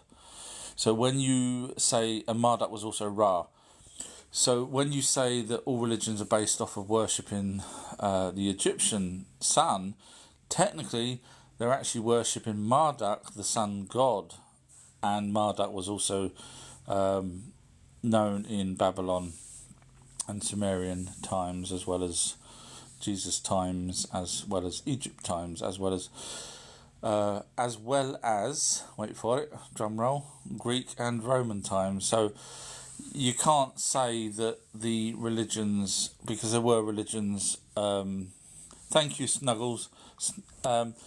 Yeah, anyway, I won't bore you with the details, but yeah, feel free to follow and learn and unlearn what you've learnt from everyone else, because trust me, they will confuse the hell out of you. Just ask them for evidence. I mean, proper evidence, not just, oh look, here's a sun disk, with wings, and therefore that's what people worship. Don't go by that, because I can show you an older one that's from the Sumerian, which is also called the sun disk. So. And that was Sumerian, not Egypt. Anyway, Persons 989 has wrote, so if I take the mark of the beast, IMA, be smacked by a rock instead. So the story is called Mark of the Beast. The actual event was to do with a dragon, if you read the Mark of the Beast. Believe it or not, the amount of people that think they know the story of the Mark of the Beast because they read it from the part where it literally just waffles on about 666. They don't go back. They don't bother reading because they have no idea. They can't comprehend. And I don't mean to sound rude, but because they haven't done the research, all they read is leopard and dragon, and they just skip past that, because if you don't know it, you skip past to the good bit where it's like, yeah, Mark of the Beast, you know, and if you don't follow me, you're going to die. But luckily, you're in the right hands. Someone actually does know what they're talking about, and it turns out that it was a comet due here. I have done a video. If anyone's interested, go to my website, outtruehistory.co.uk, where I show evidence. It was a comet, and one of the Anunnakis knew there was a comet coming to hit. It doesn't say which land, but coming to hit a land where people were, and they were more than likely worshipping another god, because obviously the Anunnaki were called gods, that's their race name. So the god from somewhere else said to these people, basically he said, words to the effect, you can go read it, come with me if you want to live. And if you do, you have to have a mark. Now, the mark is just a symbol on the hand or on the forehead. They had banners, like a cloth banner that they would tie around the top of their head, which I'm sure you know because you've probably done as much research as me. And those that didn't follow said God would die a horrible death, as it says. So, yeah, feel free to watch the video with evidence, as I always do. Green Queen is right. Hey, I'd believe anything but the Bible. Well, technically the Bible is a copy of the older texts. So there are some stories in there where it's almost right. So, for example, the flood story is almost right. Except, for example, the part where it says the Lord tells... the Lord's gonna... I'm paraphrasing, I can't remember off the top of my head, where God tells Noah, which was the Azudra, to build the ark. That's correct, but the Bible obviously gets it mixed up and puts Enlil and Enki as one god. So you got Jehovah and you got El, not Yahweh. Yahweh was Marduk. So, and I show all of these in my amazing documentaries with evidence. So the Bible tries and is very close, but just doesn't quite get it. And luckily we've got these older tablets that we know about and we can read. In fact, that particular tablet's in the British Museum, where Enki, British Museum, Enki, not God, not Lord, not anything else, Enki, which was one of the Anunnaki brothers. KG is for Emerald tablets. I do like full questions because obviously I don't know how much you know about the Emerald tablets. So you could just be going Emerald tablets, and I could waffle on for an hour or more about the Emerald tablets, and you'll be going, I know all of that. So you see, I don't know how much you know. So the only thing I can do is just skip. Sorry if I'm sounding out of breath. I just literally finished my dinner, and maybe I should have let it settle. The Emerald tablets, all I can say is there's at least 4 that we're aware of translations of the Emerald tablets in different languages. Most of them are almost the same. There's a couple slight differences, which is fine, because obviously if you're if you're translating it from different languages, or from your another language to your own language, you have to really know the other language very well to get it spot on. And of course, when you've got different languages, like there's a Latin version, so whoever's wrote it in Latin would have had to have known whatever the original language was of the tablets, and because supposedly the original tablets come from Egypt, the chances are they were not hieroglyphs, more than likely probably Sumerian, in my opinion, based off of my research. RT Wise wrote, is the Earth flat or round? It's round. I've done 2 books, one on it being round and one being on it flat, so I'm up there with the best of the best in terms of research into flat and globe Earth. And unfortunately, I can ask one question of flat earthers and they never answer it because they can't. And it's not to do with math or anything like that. It's just a simple, logical question which proves that they have no idea whether it's flat or not. And, you know, I even tried to debunk myself because when I was writing these books, because I can't just write from a biased opinion that I believe that the Earth is round. But yeah, so I can't even debunk myself, and I really tried. So I know you could say, well, that's biased, but it's not, because no one else can answer it. Turner's wrote, isn't the mark of the beast nearer? No, it's not. No, I even looked into that. No, it's not. IMA has wrote, you only have part of it. So please, you could be the world's first person to actually tell me where I've got something possibly wrong. Please. And have you watched the video? Because obviously if you're just going to go by my brief comments, I'm guessing it's to do with the mark of the beast. If you go by my brief comments here, obviously I haven't gone into detail because, you know, I've got a 30-minute documentary on the mark of the beast, so I don't want to spend 30 minutes going through it. So please, I know you follow me, so you can't say that without bringing up where I'm actually wrong. Don't just say you only have part of it, because I could then turn around and say, well, you are completely wrong. If you can say something, I can say something. So you have to now put up, and don't hate me for this, you know you follow me. You know what I'm like. So now you have to put up where I'm wrong. Because if I've only got part of it, I'm missing something. So you have to put that up. With evidence. Don't just put something up without evidence, because then you might as well go join Billy Carson's channel. So yeah, please just now everybody, IMA is going to write down where I've missed something, which will be very impressive actually, especially if I've done a deep dive on something.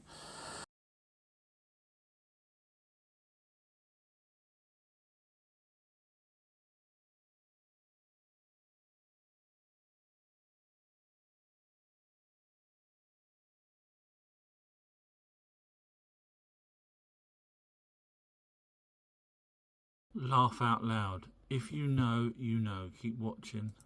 Watch this. This is genuine. Absolutely genuine.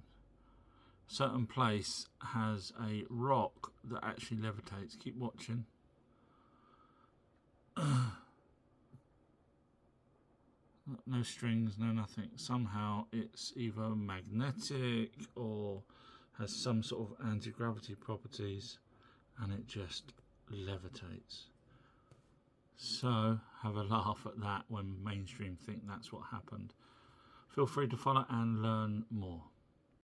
I have just put a brand new video out called Seriously Wrong Bad Research, 29 minutes long, of one particular researcher that literally gets his whole video, and it's a 10-minute video. I think there's 3 tiny bits that I actually agree with, that, you know, that can be backed up, whereas everything else that this particular person says is completely and utterly wrong. So bad. And obviously on my website I've not only got Debunking, where I debunk others with evidence as usual, but I've also got so many more other categories. All you have to do is go to ourtruehistory.co.uk and type in at the top whatever it is that you're after, and then you'll come across all of these, and feel free to click on whatever one you want, whether it's Egypt, and the list just goes on.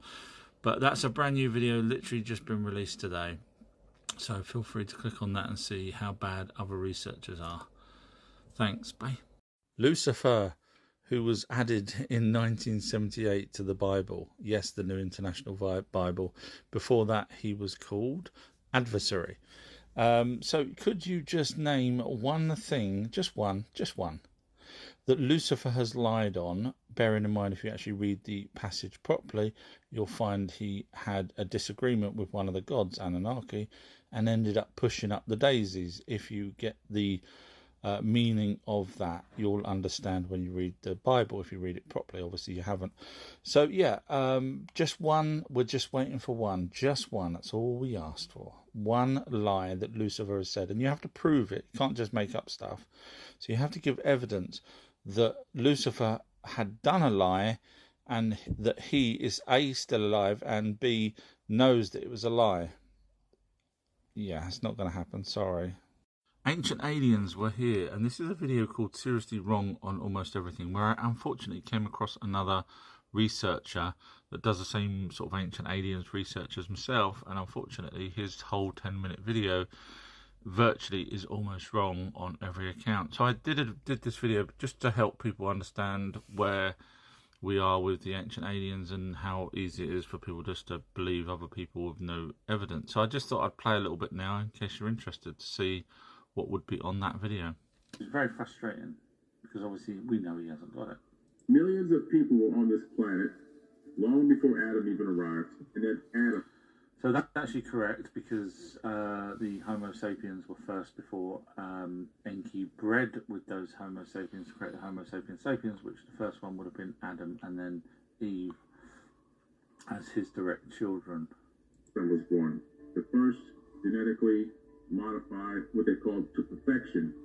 Okay, so he's just said that they were genetically modified. No, they weren't. They were actually offspring, physical offspring from two women, as per the translations in the Columbia University tablets, where it says that they were called Dawn and Dusk, because that's the times that they gave birth to Adam and Eve, two different women. So they weren't genetically created. A human being, Homo sapien.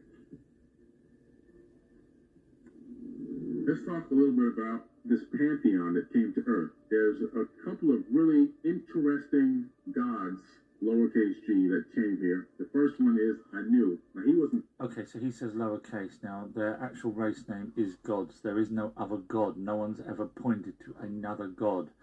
So no one can say that they're lowercase. That is their name. If you're going to talk about an almighty being, then you need to talk about it as an almighty being, because the Anunnaki, in my 8-hour documentary, and no one's debunked it, their race name is gods. So Billy, again, another one wrong there.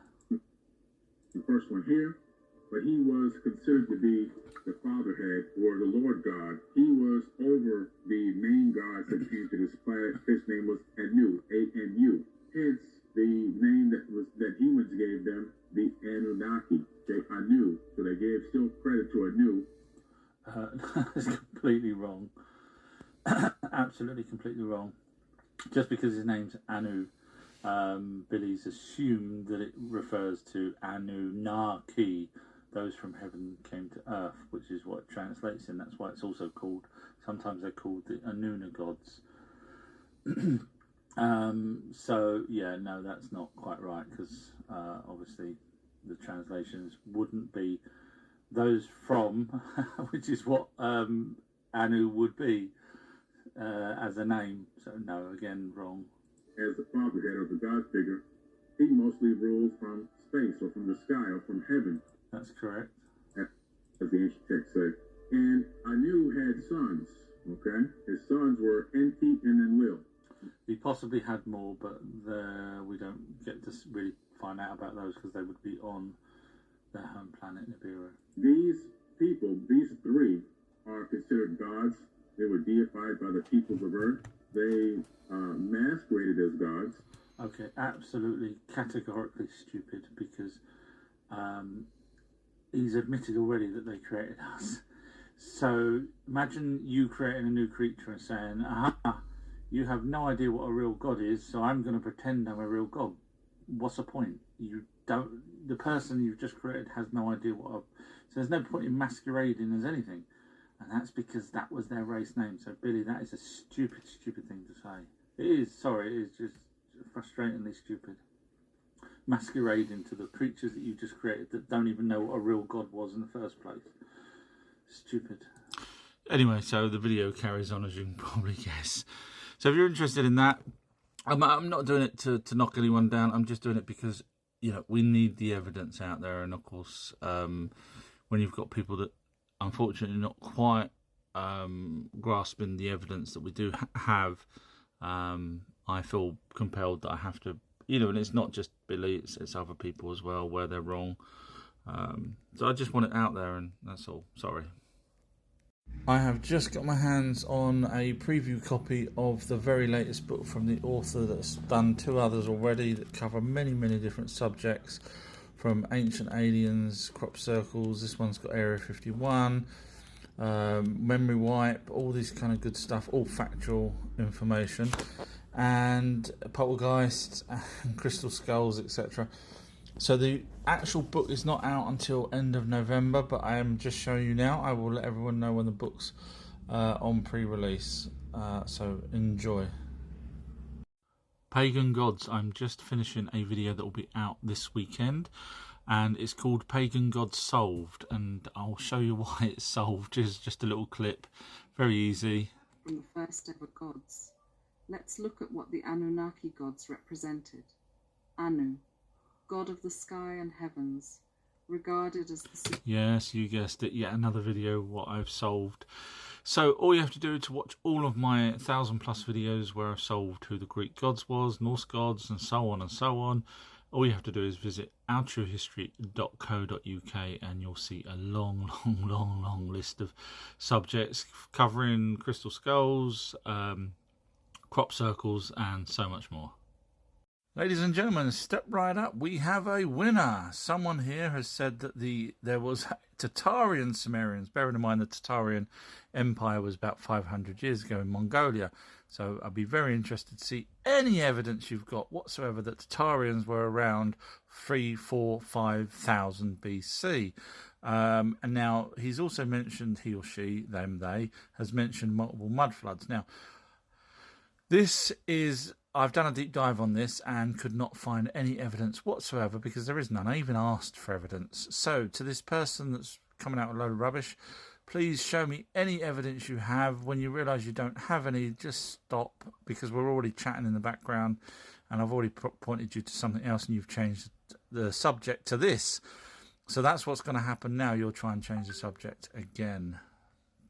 Sorry. Just go with the evidence. It's a lot easier. Silly question, but what happened to the 298,000 years before Jesus? In other words, Homo sapiens have been around for 300,000 years and billions of people before Jesus. So I'm guessing nobody bothered saving them. It's only when he came along that we got saved. Which is quite sad, isn't it? Please allow me to educate you. This person's wrote, we're overdue a pole reversal. In order to know whether we're due a pole reversal, we would need to at least have 2 times before. Because if you only have 1 time before, then you have no idea when the next one is due. At least if you had 2, then you have a data set that you could say, okay, well, the first one was 1,000 years ago, second one was 500 years ago, so maybe we're due. But we don't have 2 dates. So unfortunately, when you put laugh out loud to one of my videos, show me the evidence that we had 2 with dates so that I can then say that we're now due 1. When you realise you haven't got any evidence, feel free to follow and learn. This is why a little research is dangerous. So this person reckons that we have proved that the iron core for the Earth was discovered in 1936. However, if you actually just do any research right now, Hawaii Institute says that they're not sure what it is. It's liquid now that they're saying instead of a solid core. Basically, even the Smithsonian, believe it or not, has got involved and have actually given 2 different results on their own website, which I've done a video on. So, putting the laughing faces again, same person that's the previous video. Yeah, you're not that good, actually. I'm sorry. Feel free to follow and learn. Or show me 100% evidence of what you just said. I will wait, and wait, and wait.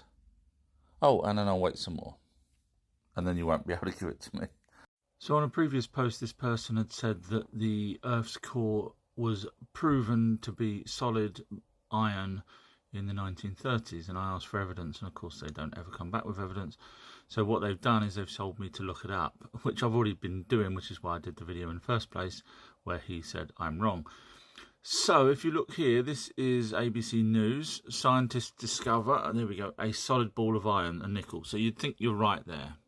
However, University of Hawaii said that in the 1950s, researchers suggested it was iron core, which means your fact of 1930s saying that they proved that it was solid iron is also wrong. And also, here in Hawaii Institute, they're saying it's a range of liquid, soft and hard structures. So when you tell me to look up something, that's the reason why you did that, because you know you don't have the evidence. Our true history has made an error, or has he?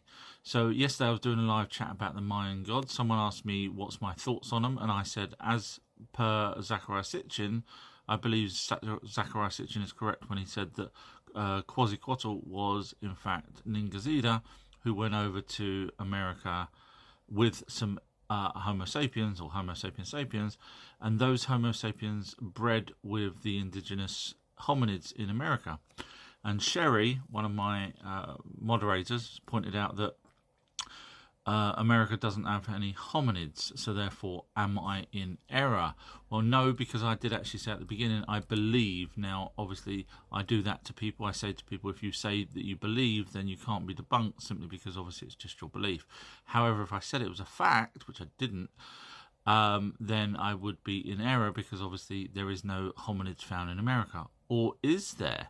So in this article here from the Smithsonian Magazine, it talks about that they found evidence that they believe belongs to a relative of the genus Homo, which if you then look up what that refers to, it talks about where I said, so it might not be Homo sapien, it's this is ChatGDP. Yes, that's correct. The article suggests that the evidence could point to an early hominin, possibly Neanderthals or Denisovans. So again, even though I'm not actually technically in error, because I did say I believe, it also does seem that mainstream are now possibly suggesting there were hominids there in America anyway. So, Sherry, if you want to chat with me, I'd love to continue this, because I know this is your job. So, obviously, I bow to your knowledge. Hello, everyone. A special treat for the Patreon people that haven't selected a tier. For 2 days, I will be putting up over 20 videos that are normally in the tier sections on the last Saturday and Sunday of November. You can click on collections and then click the free collections. There are already free documentaries there, but on that weekend, there will be plenty more. Find out who Yahweh really was, find out about the Garden of Eden, and so much more. Remember, new content is added every week, so keep coming back. And if you feel like taking one of the tiers, it's only the price of a bottle of Coke and helps me to continue making these documentaries. Many thanks for your support. Our True History. How to trust a clairvoyant or a medium. Just ask them where spirits are. If they say they're in heaven, walk away, do not pay them. If they say they are a higher and lower frequency and still around, then they're worth their money. Now, I can prove this because I have done a video called Heaven and Hell Solved, and part 1 is Heaven being solved, and the ancient texts predates the Bible, where it talks about heaven. We've actually proven, or I've proven 100% with evidence, that heaven was space. And you can actually watch this video at the end of this month, November. The last 2 days, November 30th and 1st of December, I'm putting these videos up free of charge, 20 of them on my Patreon page. There's over 200 odd documentaries already there, but these ones at the end of the month are going to be free for 2 days only. So join my Patreon. You don't have to pay to watch the free ones. Amazing news. The author of these amazing books has now just released the 3rd book in the installment, and it was going to be released at the end of November, but he's put it out now so people can order it as a Christmas present for either themselves or loved ones. And this one covers Area 51. It tells you on here on Amazon. Unfortunately, the Kindle version isn't coming out until the end of November, but you can pre-order it. So all you have to do is go to Amazon and type in Eben's Publishing. That's the company that publishes these books. And you'll see the first book. Now, don't worry where it says audio book. You can obviously get the paperback and the Kindle unlimited if you're free, if you're unlimited. And then you'll see the second book, and then you'll see the 3rd book. So you can get to all of the books on Amazon by typing in Eben's Publishing, and this is the very latest one. So enjoy. Just a quick update for my followers. They may be interested to know the videos that are due for release each week is Tree of Life, Genetics or something else. So that's one of my documentaries where I go deep into it and I'll normally solve the problem or solve the issue.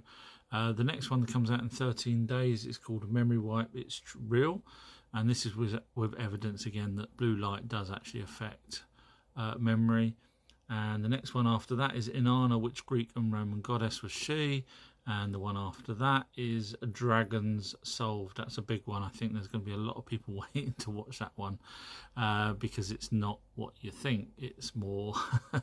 yeah. So if you're interested in any of these videos, all you have to do is go to my website. The links are on there and you'll click through, but obviously they're not released yet. They're dropping in those days. So one every week. And as you probably know, people in their prayer say Amen. It's actually from Amun-Ra. I really do have a dislike for this woman.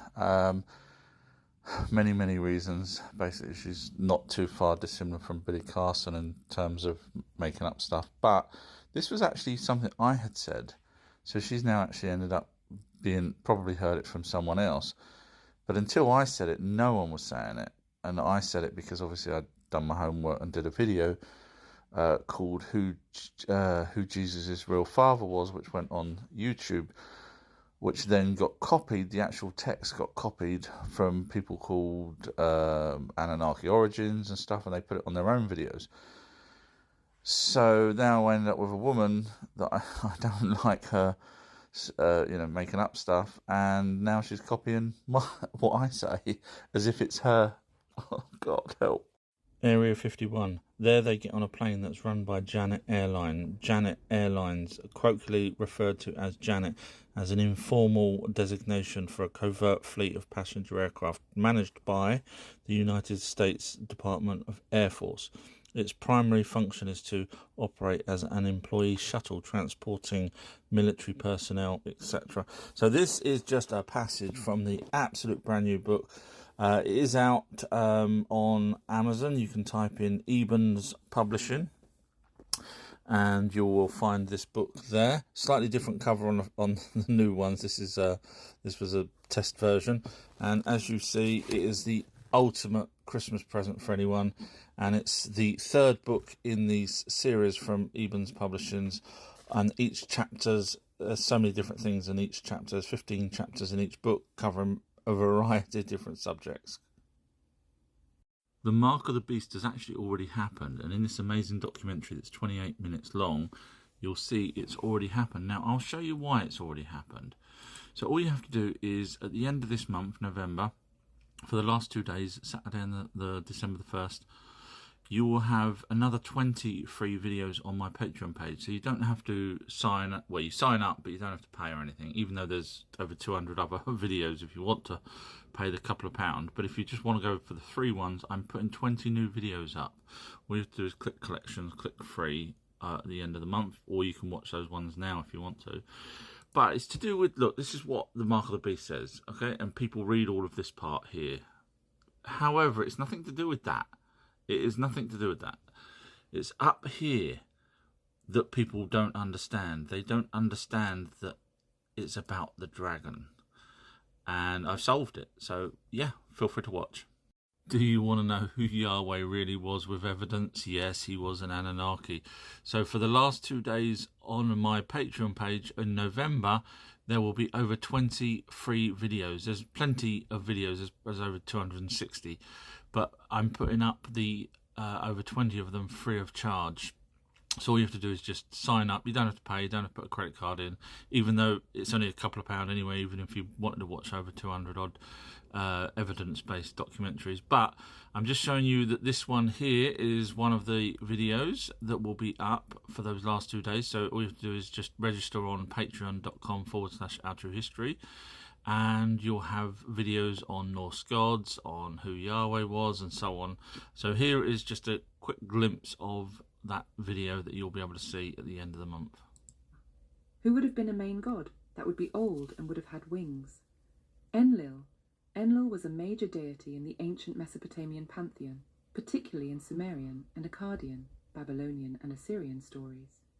His name, Enlil, means Lord Wind in Sumerian, reflecting his association with the forces of nature, particularly wind and storm. But if Enlil was El and was old and frail, where does Yahweh come into this? I hear you ask. Before I get to Yahweh, I must let you know Enlil had a wife called Ninlil. But did El have a wife? Asherah is the name that appears to be his wife. Could that wife have been Ninlil? But because their region around 3,000 years ago, they were worshipped in the Canaanite and Ugaritic traditions, meaning they may have had different names, just like Inanna and Ishtar. I'll cover Asherah a little later. She is important to Yahweh rise in power as the main god. Around 4,000 years ago, there were wars between the Anunnaki. They used the humans to fight their battles. I'm not going to spoil it, but yes, it's absolutely amazing, along with 20 other videos. But if you just wanted to go straight there now, there's already 3 videos under the collections tab. So just click collections, go to 3. But if you're interested in Roman, Greek, with evidence, as always, Anunnaki translations, Norse documentaries, family trees, the world's best family trees on the Anunnaki, trust me it is. Audio books, giant videos, crop circles, you guessed it, yes, plenty of videos here on my Patreon page that you can watch. But the free ones right now, you can go and watch them right now. There's an hour-long documentary proving the Great Flood happened and why did the Anunnaki allow it to happen, all with evidence. So enjoy.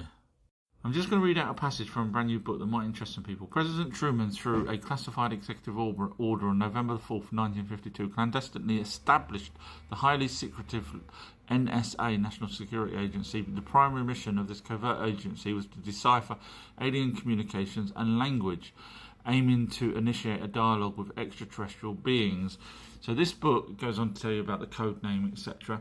This book is now out. It's just literally been released. It's called Area 51 Stonehenge, Crystal Skulls, Poltergeist and Our Untold History. Just type in Eben's Publishing on Amazon and you can get a Kindle version. The audiobook's due soon. These are the chapters in this book. So if anyone's interested in a Christmas present that's beyond any other Christmas present, in fact, if you click here, you'll see the other 3 books. There's another one. And there's another one. What a series of books to get for someone for Christmas. Wow, what an amazing Christmas gift. The amazing 2 factual books are now joined by a 3rd, just released. Learn the history that you've never been told. From the foremost expert comes the latest book in the series, covering 15 chapters with subjects like Area 51, different types of alien greys, out-of-time objects, US Space Force, Turin Shroud, Grand Canyon with Egyptians, poltergeists, Greek mythological creatures, alien carvings, crystal skulls, and so much more. Read one book or read all 3. Search Eben's Publishing on Amazon, Kindle, and Audible. Treat yourself or give as a gift for someone that has a thirst for knowledge. Oh my God, mainstream's done it again. Cornish monument is 4,000 years older than was thought. My point here is that mainstream don't know as much as me. I know it sounds big-headed, but let's be honest, 4,000 years is a huge amount of time to accidentally get things wrong. And if you're interested in the actual real timeline of our solar system and planets and what's on Earth, all you have to do is go to my website, outrohistory.co.uk. At the top here, type in timeline, and then you'll see it here, timeline of our solar system. Click on that and you'll get to this bad boy, which is absolutely massive, as you can probably tell, and it tells you exactly what happens. And I don't get things wrong. I'm not 4,000 years out of sync with what's actually going on, because what happens is the more mainstream keep finding things, the more they get closer to my dates. In other words, my dates are correct. So if you're interested in Anunnaki, what happened when, it's massive. As you can probably tell, it keeps going and going and going. Breaking news, 9,500-year-old buried 120 feet underwater, an ancient Indian city, challenges history. So it goes on to say that they're surprised that it's that old. However, that's because mainstream is stupid, and we're not, are we? We actually know, because we've already done our homework, and we know that these structures were here way before because of the Anunnaki. So all you have to do to find out the actual proper timeline and not keep listening to mainstream, we keep finding out they keep getting it wrong, just go to outrohistory.co.uk and then type in at the top whatever it is you're interested in this case timeline. Click on timeline of our solar system and you'll get to this bad boy. which is absolutely massive, and you'll understand why. That's when the Anunnaki came. You'll understand why mainstream keep getting it wrong and I keep getting it right, because they end up with the same dates as me. Feel free to follow and learn. Anunnaki gods or Almighty God. So we all know that it was the Anunnaki gods. So I'm just doing a book on this. I'm just starting a brand new book. Let me know if that's something you'd be interested in. And so I've already done a book for children called Our True History, where I actually give evidence on each page with a link at the bottom of each page.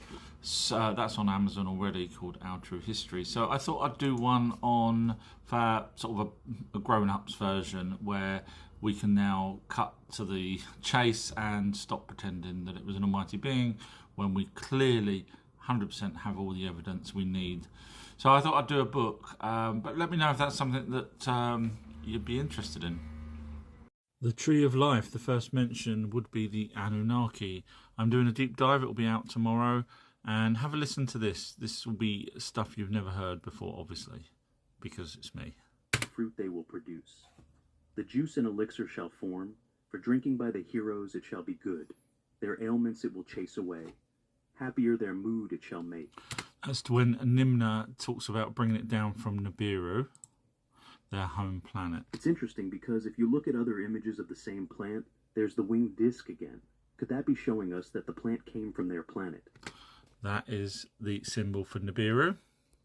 It gets more interesting, because we know they were the sky gods because of the wings, so clearly Anunnaki. But look at this carving. It has them with a mask, but they are holding what we call a pine cone. Are they... I'm not going to spoil it. Video's out tomorrow. As you know, it'll be the best ever. Breaking news. A chunk of Earth's crust is missing and scientists have discovered where it is. The breaking news part is they actually have no idea, and they argue that it could be glaciers that eroded it. However, if you know my videos, you know that first of all, Earth used to be a complete snowball, and that means it was from a planet called Tiamat. We actually have evidence of that. So Tiamat was a planet between Jupiter and Mars that got smashed into by another planet called Nibiru.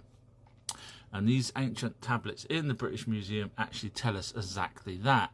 Now, what happened was the asteroid belt was formed when that planet got smashed up, and part became Earth, which is why they're the same material. And you can find all this is out from my website, ourtruehistory.co.uk, where mainstream have no idea what they're talking about. But the reason why it's missing a chunk is because when a planet smashed into each other, not everything joins back up. I did a video about a planet being smashed into which became Earth and the asteroid belt. That planet was called Tiamat. Anyway, this person says, unfortunately, to know you would have to have been there at the time to see it with your own eyes. Unfortunately, that doesn't quite compute. The reason for that is because I know you're real and I wasn't there when you was born. My mum was real. I wasn't there when she was born. And that's the reason why in courts, all of the jury are not there when the actual crime happens. Do you get my point? So mainstream also agree that Earth was bashed into by another planet. They call it Theia. And the asteroid belt is the same material as Earth, and that's because it came from a planet called Tiamat, which was a frost giant, a water planet. In fact, recently mainstream have also agreed that Earth was a ice planet, literally. So it was based off of Tiamat, which is exactly what the Norse frost giants are. So hopefully that educates. Have you guys heard of the Grand Egyptian Museum? It's absolutely massive, it's brand new, and they've got many new things that we've not seen before. I think it's one of the largest museums in the world now. And here's a picture of something that's apparently in the museum. So what do you think, guys? Who is this character? Why have they got that in the museum? Answers on the postcard is do not believe these kind of images. They are AI images. Took me 10 seconds to knock it up. I've got plenty more of those ones. If you have a look here, just to show you that you can create these images yourself. So there may be many images on the internet talking about things like this. Don't fall for it, guys. So to this person, I challenge you to go watch my amazing 8-hour documentary that's nothing to do with the authors on the Anunnaki. Just give me one bit of evidence where my evidence is wrong. You won't be able to. All you have to do is go to my website, ourtruehistory.co.uk, scroll down on the homepage to where it says click here in blue letters. It's an 8-hour documentary. You don't need to watch all 8 hours if you can find evidence to prove my evidence wrong. When you realise you can't, go back to the hole you crawled from, because I don't like it when people say UFO author when Zecharia Sitchin actually used translations that was done over 200 years before. So, yeah, you obviously have no idea what you're talking about. I win. I always do. Dragons. For the first time on this planet, you will actually find out what a dragon really was. And I mean with evidence, as always, with my videos. So this video is going to drop in 19 days. It's called Dragons Solved. Yes, just like I've done many other videos where I've solved things. 22 people were excited by it already.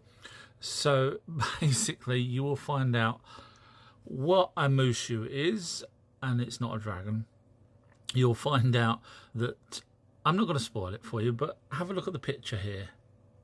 Look what's happening in the background there. See, that picture's actually representative of what the original word for dragon means, with evidence. So if you're interested in dragons, and unfortunately it's not what you, sadly it's not what you think, you will love this video. Just go to ourtruehistory.co.uk, type in dragons, and you'll find it. Sumerian life. Now, that's slightly different from the Anunnaki life. In other words, Sumerian life is about the people that actually lived at that time under the rulership of the Sumerian gods. Sounds like a fascinating topic. Sumerian life under the guidance of their gods must have been really interesting. What aspects of their daily life or culture are you most curious about? So I thought we'd start with Eduana. If you tell the viewers who Eduana was and what she did, I thought that would be a good start. Absolutely. Enheduanna was a remarkable figure in Sumerian history. She was a high priestess of the moon god Nana in the city of Ur, and is considered one of the earliest known authors in human history. Enheduanna composed hymns and poems that not only held religious significance, but also provided insights into the political and social dynamics of her time. Her works have left a lasting legacy in literature and history. So, wasn't she the first person to have ever wrote?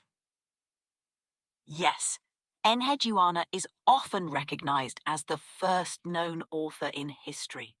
While there may have been others who wrote before her, she is the earliest person whose name is attached to their literary work. Her writings have survived through millennia, marking a significant milestone in the history of literature. Now, she also had a few problems. She was abused by men, is that correct? Yes, Enheduanna faced significant challenges during her life.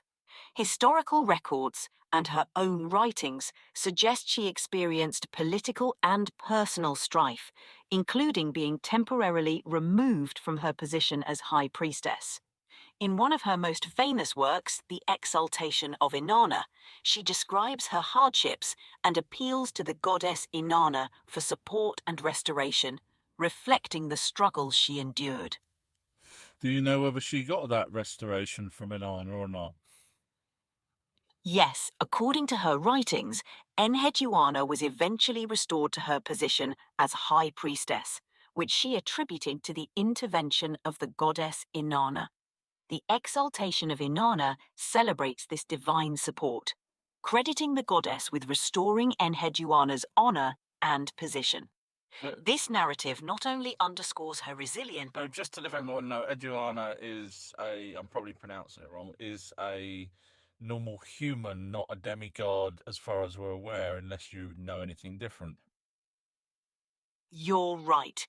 Enheduanna was a mortal, not a demigod. She was a high priestess and an influential figure in Sumerian society. As she became a high priestess? Enheduanna became a high priestess through a combination of her noble lineage and political connections. She was the daughter of Sargon of Akkad, a powerful ruler who founded the Akkadian Empire. Sargon appointed her as the high priestess of the moon god Nanna in Ur, a strategic move to unify his empire by strengthening ties with Sumerian religious institutions.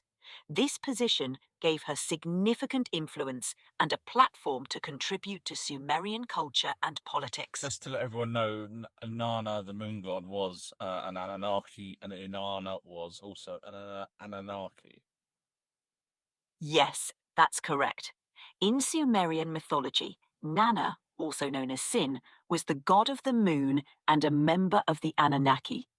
Inanna, another prominent deity and part of the Anunnaki, was associated with love, beauty, sex, and war. The Anunnaki were a group of deities in Sumerian belief, often considered to be powerful. So, going back to Eduana, whose father, as you say, was Sargon, there are stories where Inanna is actually helping Sargon win battles.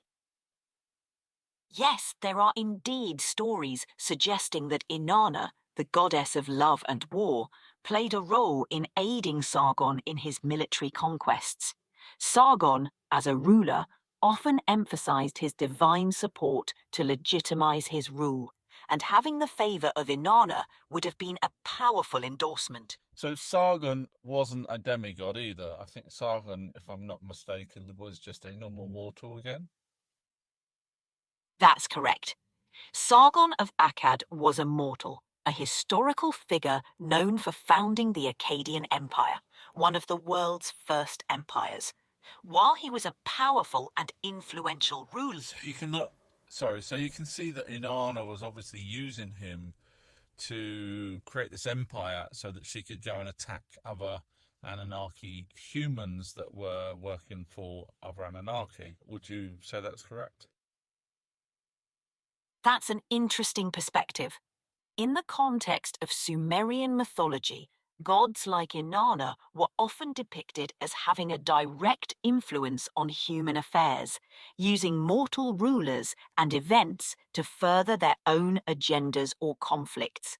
So, from this viewpoint, Inanna's support of Sargon could be seen as part of a divine strategy, possibly to challenge other deities' influence or to shape the balance of power among the Anunnaki and their human followers. So going back to Sumerian life, or Akkadian life, etc., in the ancient times, how were they taught to fight? Because there was obviously a lot of fights between humans on behalf of gods. In ancient Sumer and Akkad, military training likely began at a young age for those destined to become warriors. They would have been taught combat skills, weapon handling, and battle tactics. Training was probably hands-on, with experienced warriors passing down knowledge through demonstration and practice. They would have learned to use a variety of weapons, such as spears, bows, and swords, and to fighting formations that were effective for the time.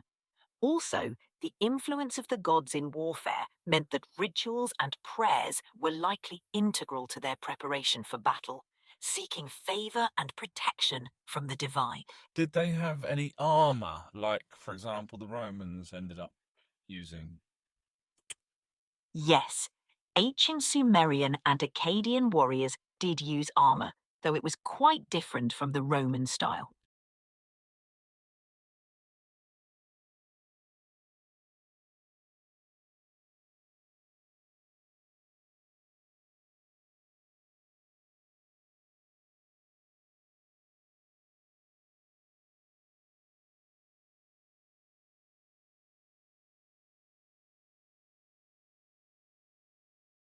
I'm going to be rewriting history and the Bible again, yes, with the correct information. So you may be aware of things like, in the beginning, God created heavens and the earth. It doesn't actually say that in the Hebrew. According to Young's literal translation, it says God's preparing heaven and earth. However, when you actually realise that there's different words for one particular word in Hebrew, I have actually gone back and looked at all the other words that could fit for the whole of Genesis. And believe me, it doesn't read what you think. It does not at all. And so it's now going to be totally rewritten correctly. So basically what people's done is they've got these rose-tinted glasses that there has to be a God. So when they picked the choice of words from the Hebrew, they picked what they wanted to say. I didn't do that. I actually went with all the words that actually make sense and matches ancient texts. Coming soon, I'll let you know. The Bible, the more I read, the more easier it is to work out. I believe I've worked out who Lucifer was. Now, I have done a video on Lucifer saying that he was an adversary, but because it didn't actually give a name, I had no idea who he was. However, it's all to do with the morning or dawn, son of dawn. There is only one Anunnaki that was classed as morning or dawn, and she was a very important person. I'm not going to spoil it. I will be doing a video, but yes, looks like I've solved yet another. It's getting ridiculous now. Yet another thing. So if anyone's interested in finding out all of these evidence-based videos that I do, where I prove things that no one else has even come close to, yes, I am big-headed, but I'm sitting here putting the work in. OurTrueHistory.co.uk, and you'll get to loads and loads of videos that show stuff with evidence. Alien goddess Ishtar, Inanna, Venus, or Aphrodite. I'm doing a deep dive. Watch this. Sexuality and desire. 2. Planet Venus. Both Inanna and Venus are directly associated with the planet Venus, symbolising... Okay, so you might want to watch this amazing documentary once it's out. It's out in about 5 days from today, which is the 19th of the 11th.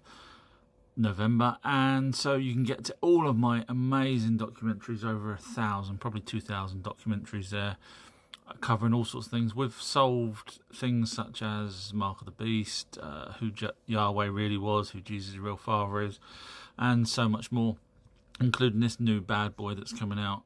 So OurTrueHistory.co.uk. See you there.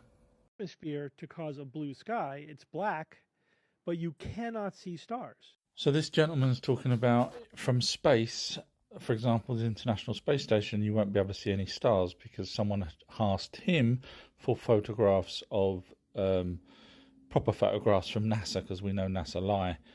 And he's coming out with the fact that apparently you can't see stars. Now, Chris Hadfield, who was on the International Space Station, used to talk about the marvellous stars that they could see. In fact, you can actually see better without atmosphere. The stars are actually brighter. Where do these people come from? I'm guessing he works for NASA or is part of something to do with NASA. The gods in the Bible are aliens, and I can kind of prove that actually quite simply. So here's a word that's in the Bible, and it can mean spirit, wind, breathe, or disposition. Just one word. So the people that actually translated the Bible believed that there was one almighty being, or were told to believe there was one almighty being. And so when they translate the Bible, they pick the word that closely resembles what they believe. So therefore their narrative is correct. However, I've gone through it and changed to the words that actually represent Anunnaki. In other words, not a single god, but an actual alien race that came here. Now, by picking the actual different words correctly, it makes so much more sense. You probably won't have any inconsistencies like you do now with the Bible. So feel free to follow and learn. I'll be going through this very, very soon and explaining it in more detail. There is only one small passage in the Bible about actually Lucifer. Otherwise, it's known as adversary. And you got from that one small passage where he dies that he was black. Show me the evidence, please. Yahweh really was. There's no excuse now. You can actually watch this free of charge at the end of this month on my Patreon page, patreon.com/OurTrueHistory, along with over 20 other videos. So all you have to do is go to my Patreon page at the 30th and the 1st of December, end of this month, and you will see these videos now in the free section. So just click on collections.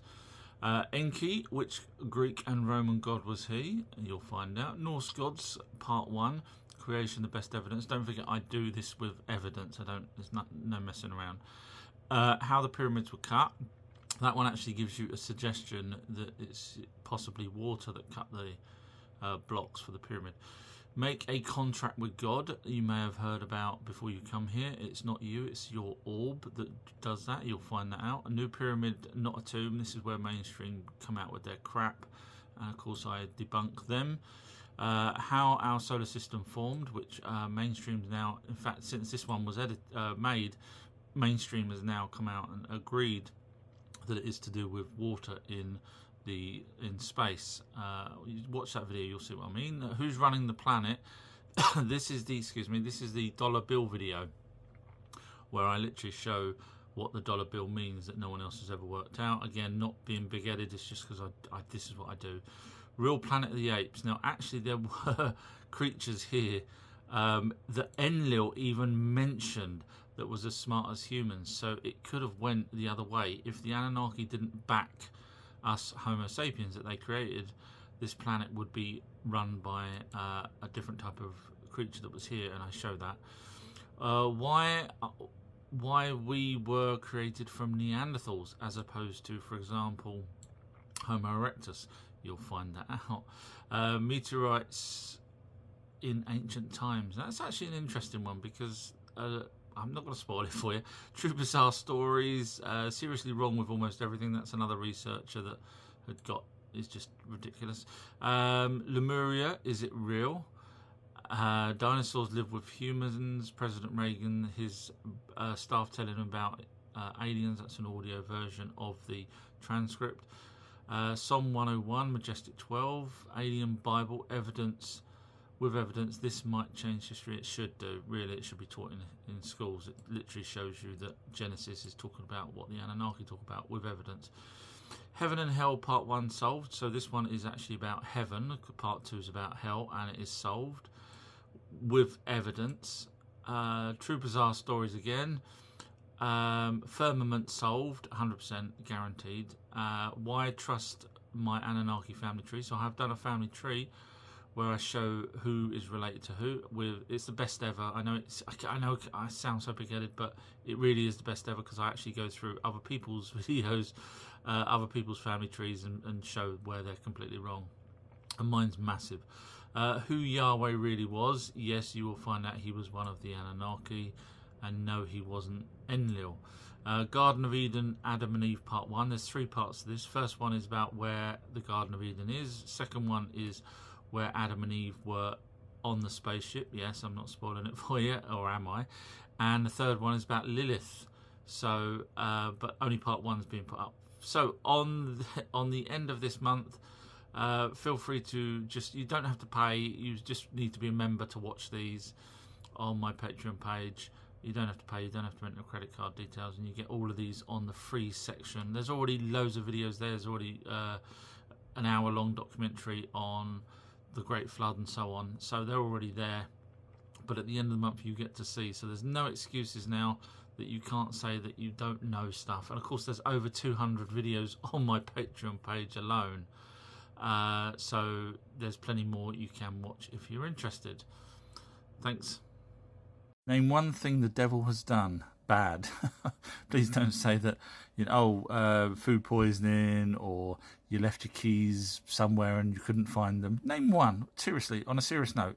Otherwise, just stop, enough. The alien goddess Inanna, or Ishtar, is going to be revealed who she was as a Greek and Roman god for the first time ever, with evidence as always. But you'll also find out who she was the mother of. I'm not going to spoil it. Whoops, you might have seen that. Now, there's a possibility I'm right with that, and if I am right, then it's going to be another world's first. So you can also see thousands of other documentaries already out from my website.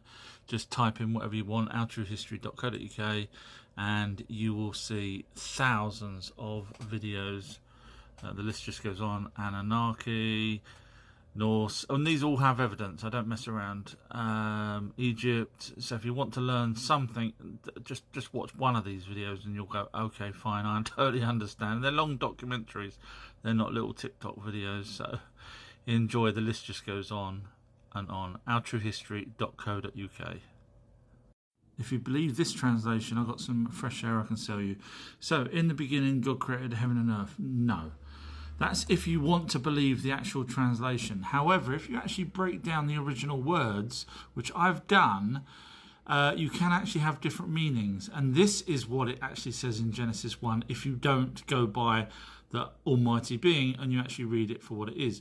At the beginning of the celestial forces organising the heavenly and planetary bodies, the Earth and other planets were in chaos, without clear paths, blah, blah, blah. Doesn't say anything to do with God. Now, funny enough, the Enuma Elish, which is these tablets in the British Museum, say exactly the same thing. So now we've actually got double checking going on. We've got the ancient tablets and we've got the new revised Bible that I'm rewriting. So which one do you think it is? One that we can't back up or one that we can now back up? Feel free to share because this is important. Whatever mentioned Lilith, I did. Funny enough, again I've solved that as well. Amazing.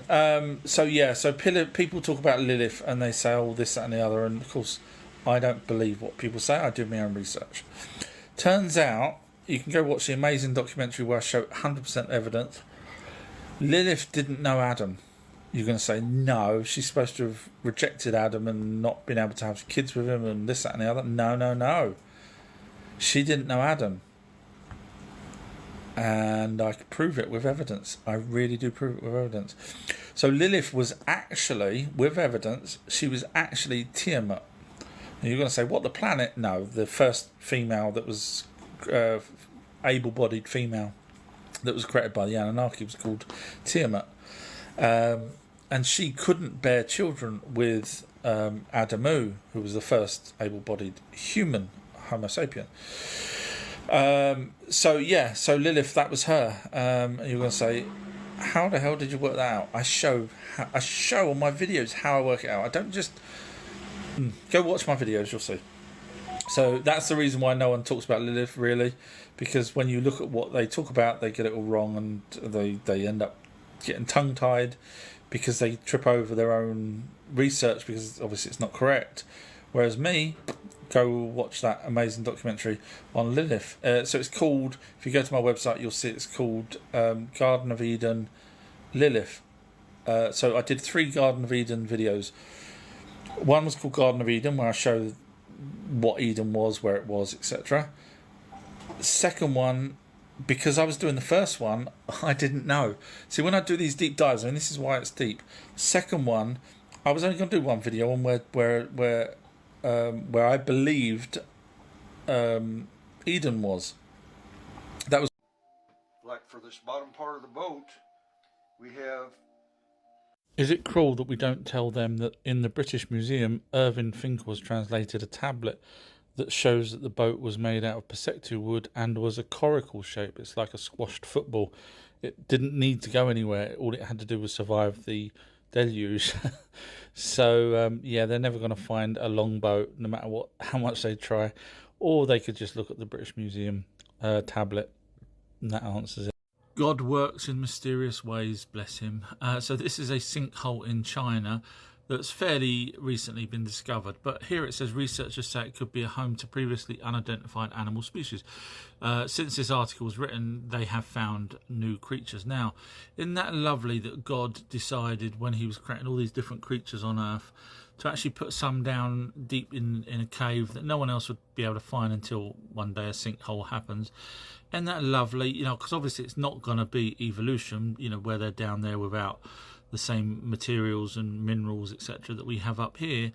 It's not going to be that, because that would be too obvious. It was God, obviously, because God was very interested in finding a nice little cave and thinking, do you know what? Some nice insects and creatures, etc., and bacteria will be great just for that little sinkhole there. That's lovely, isn't it? That you won't find anywhere else on this planet. What a lovely guy God turned out to be. Sodom and Gomorrah.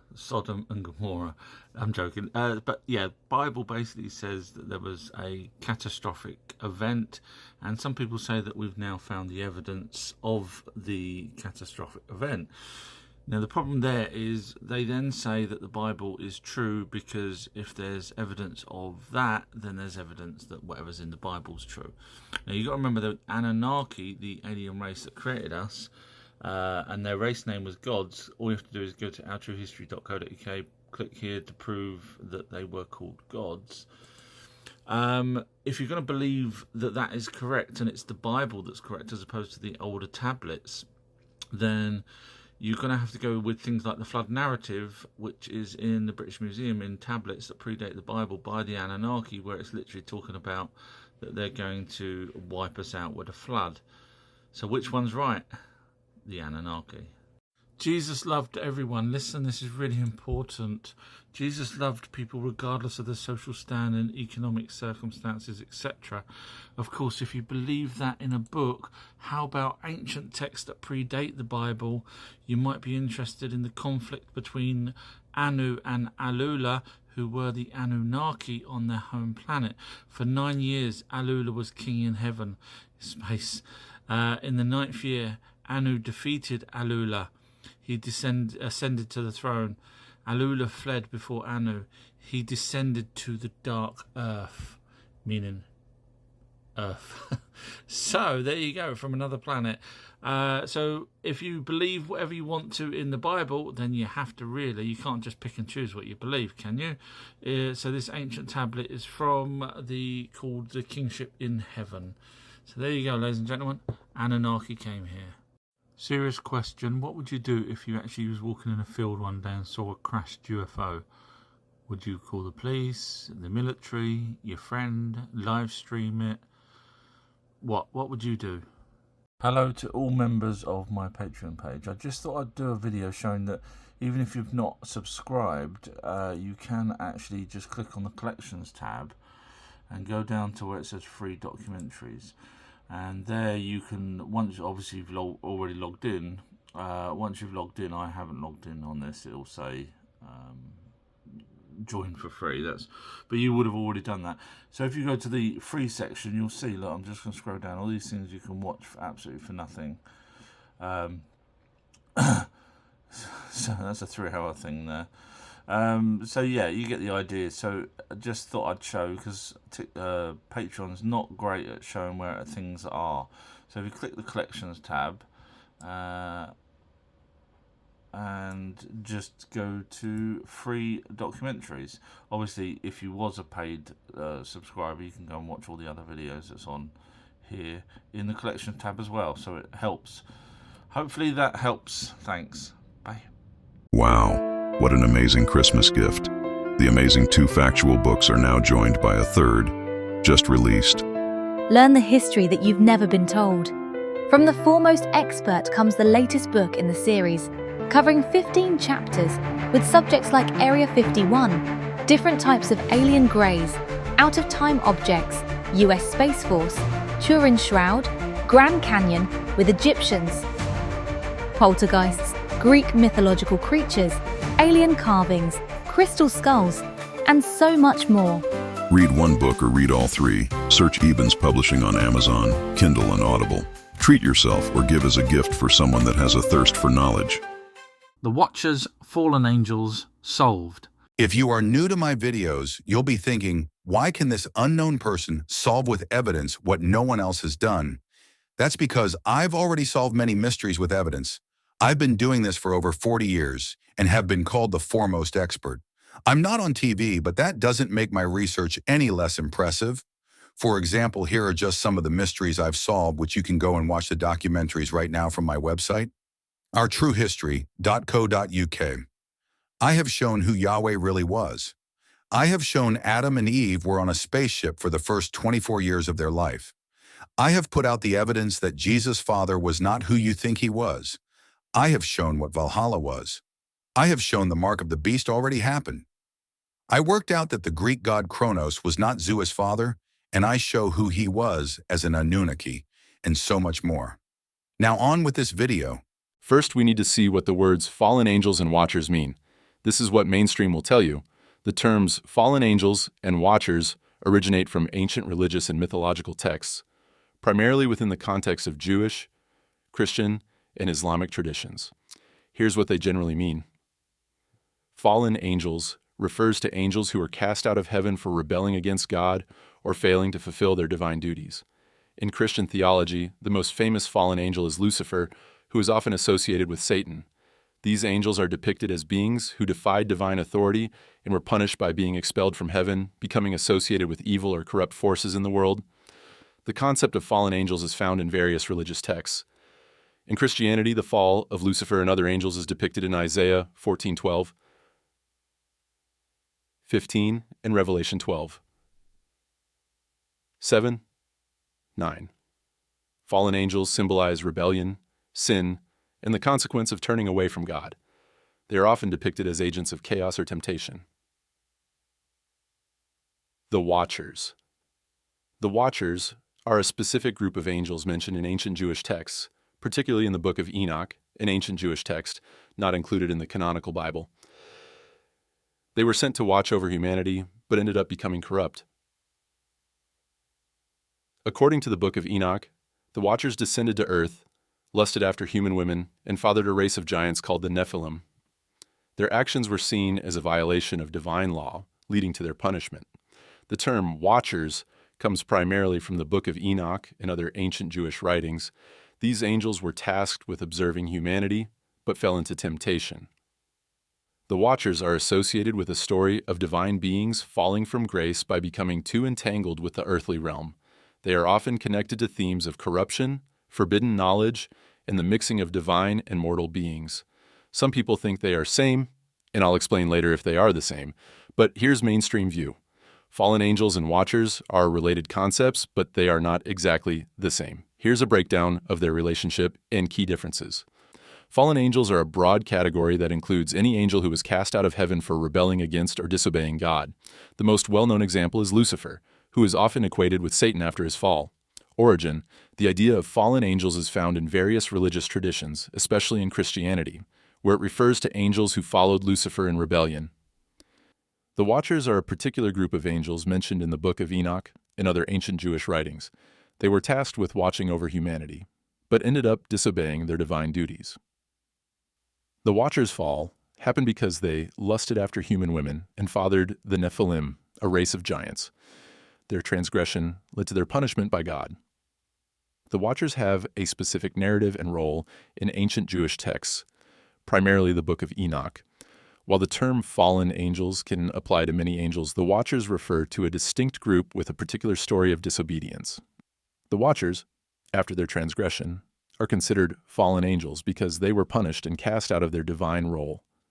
However, the broader concept of fallen angels includes many other angels, such as Lucifer, and those who followed him, who rebelled against God for different reasons. The Watchers' fall was tied specifically to their lust for human women and the resulting Nephilim, while other fallen angels, like Lucifer, fell due to pride, rebellion, or other reasons. Now we can look at what my research shows. Remember, if you've seen my other videos, you know the Bible has been changed many times. Let's first look at the fallen angels. But if we look at the word Lucifer, it was added to the NIV Bible in 1978. The reason is because the correct wording from Young's literal translation is, "How hast thou fallen from the heavens, O shining one, son of the dawn? Thou hast been cut down to earth, O weakener of nations." As you can see, it doesn't say Lucifer. Shining one, son of the dawn, is a literal rendering of the Hebrew term Helel ben Shachar. In many English translations, this has been rendered as Lucifer, a name derived from the Latin word for light bringer or morning star. However, YLT avoids using the Latin term and sticks to a more direct translation of the Hebrew words. The Hebrew Bible was written before Latin became a widely spoken language, which means to use the word Lucifer from Latin would be wrong because it's a name made up way later. If you watch my documentaries on Satan and Lucifer, you'll see the original names were adversary, meaning the people that wrote the Bible didn't name them. It's like me saying there's a criminal, and they way later you making up a name for him. Remember the words son of dawn was in the Young's literal Bible. While son of the dawn is unique to Isaiah 14:12, the imagery of the morning star or shining one can appear in a few other places in the Bible, though not in the exact form as found in Isaiah 14:12. Revelation 22:16, YLT, refers to Jesus as the bright morning star. I am the root and the offspring of David, the bright and morning star. 2 Peter 1:19, YLT, also uses the term morning star. until day may dawn and a morning star may arise in your hearts. Did you see that? Until day may dawn and a morning star may arise in your hearts. That's not even talking about a person. So we have go with adversary. Remember, this is what the fallen angels represent. Fallen angels symbolize rebellion, sin, and the consequence of turning away from God. They are often depicted as agents of chaos or temptation. The question is, are there any mentions of the word fallen angel in ancient texts? No, I can't find any, and that's because it was a term used way later after the actual events of the fallen angels. Just like we have the words Lucifer and Satan and Holy Trinity, these were all added later. What would be the connection, if any, to the Anunnaki and the fallen angels? Was there a group of Anunnaki that turned their back on the main god, Enlil? Remember, I've proved with evidence that the Anunnaki were the gods in the Bible, and that Enlil was called the Most High, same as the Bible. In Mesopotamian art and literature, gods were sometimes described as possessing aura or brightness, just as it mentions in the Bible. Mesopotamia was where the Anunnaki gods settled when they arrived here from their planet. There are three main stories from before the Bible about a group of people that were against Enlil at that time. The first group, called the Igigi, these were the sons of the Anunnaki. Anunnaki were the older gods. Remember, their race name is gods. So the Igigi were the younger ones. To watch the rest of this documentary, where it clearly shows with evidence who the fallen angels were, visit ourtruehistory.co.uk. There you will find over 1,000 other long documentaries from a wide range of subjects: Bigfoot, crystal skulls, modern aliens, and so much more. Thanks for watching. So there's this gentleman here who is a religious person and has a channel called World of Antiquity. I've already done many videos where I've totally debunked him, and of course he can't come back with anything because I'm right. So here he's going through things that alternate ancient history people can't explain. So I'm just going to press play. Indigenous Americans were formed from a single founding population that came from Siberia in East Asia. Then, when North Americans and South Americans split, the ones traveling south... So he goes on basically for 24 minutes saying various things that ancient alien researchers claim. Unfortunately, as you guys know, those other ancient alien researchers are not very good. I am the foremost expert. So I'll be going through his video and basically pointing out where the other ancient aliens researchers are wrong, and so is he. How many ancient cultures named more planets than they could see back then?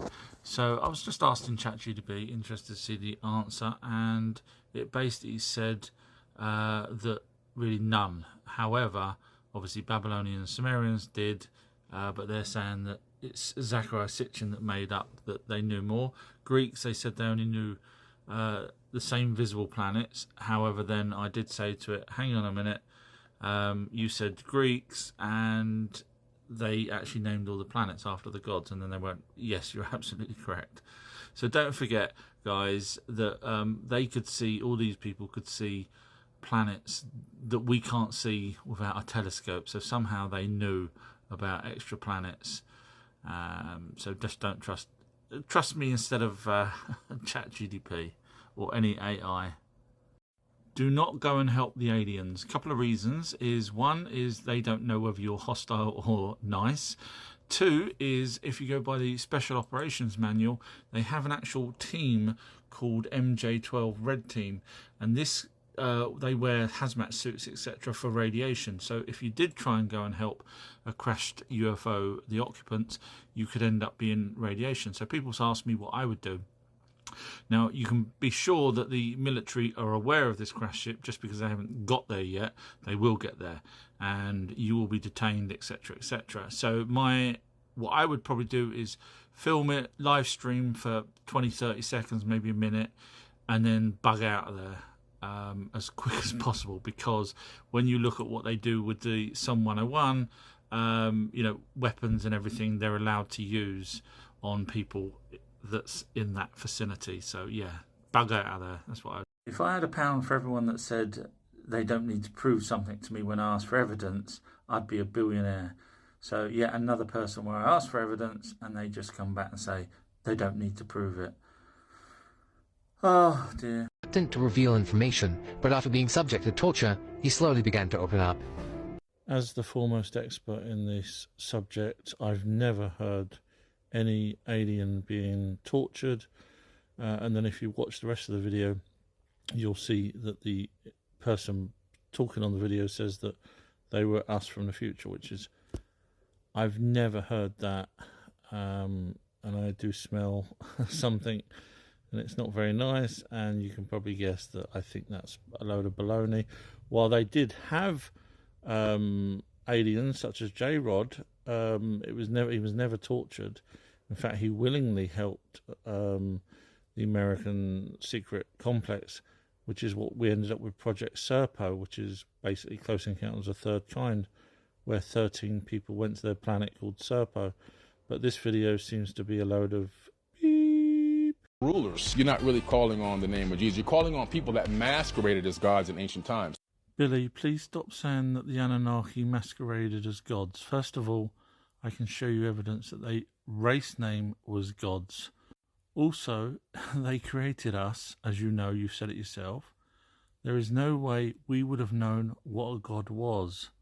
So for them to masquerade as a god would be absolutely ridiculous. So please, please stop saying that they masqueraded as gods. Their race name is gods, that's why it's gods in the Bible.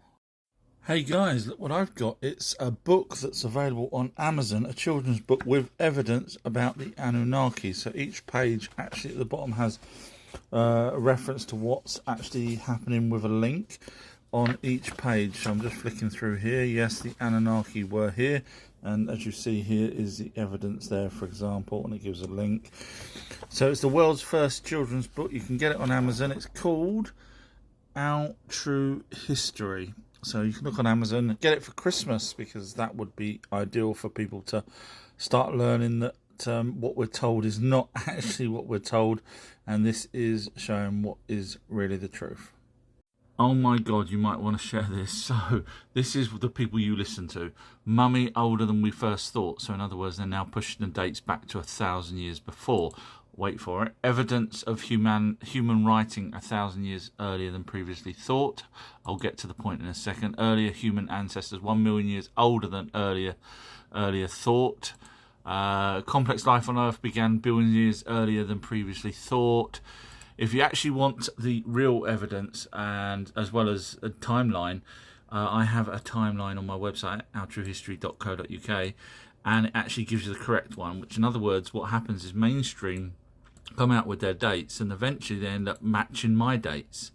So it's literally a family tree timeline, which you can get to on my website, which tells us the dates that mainstream might as well just look at this and use this, because clearly they haven't got a clue what they're talking about, whereas I do.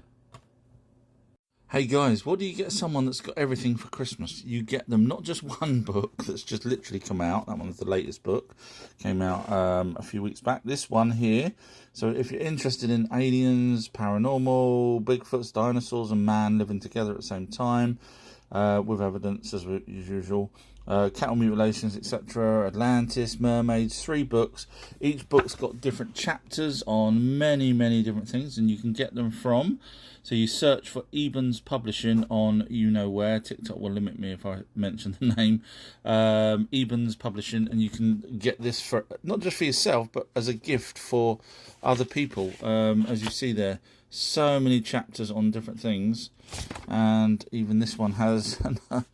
So, they're just huge, lovely. Look at that, lovely books for Christmas. Get them for you or your friends or someone else, and enjoy. It's all-powerful. Lucifer is all-powerful, almost all-knowing. He can whisper into the ears of millions of... So the problem we've got here is Billy's saying that that's what it says in the Bible. It doesn't say that in the Bible. I don't know if he's read the Bible, but there's only one passage that refers to the adversary as in Lucifer. Lucifer's name was actually added in 1978, and they made that from an adversary to do with the morning star. If you're interested in the evidence side of this kind of stuff, feel free to follow me. But no, it doesn't say anything whatsoever about Lucifer being a genius or smart or anything whatsoever like that. So I don't know what Bible he's read, but it doesn't actually say that. Father who art in space has died. Yes, Enki is dead. I finally pieced it all together. So Samuel Noah Kramer, in the same document that he reads, talks about a royal burial place. Now that could have either been Inanna, Ninurta, Marduk, etc. Some of the higher ones that would have been royalty from the Anunnaki's bloodlines. However, here, listen to this.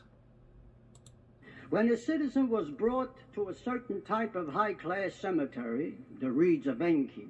So that one's Enki, and as I say, further on in this, he also talks about the royal burial place. So unfortunately, I was right. Enki is dead, our father who actually created us in heaven, which is space, proven by myself. Go watch my videos. He's dead. Breaking news. New evidence of organic material identified on Ceres, the inner solar system's most water-rich object after Earth. Now, just to let you know, Ceres is this planet, well, not planet, but this object here in the actual asteroid belt that's between Jupiter and Mars. Now, if you go by the ancient tablets, a planet smashed into another planet that was between Jupiter and Mars. Obviously, this isn't to scale. And broke up, and that planet ended up becoming Earth and the asteroid belt, including Ceres, which is why we've got water and Ceres has got water. Interesting.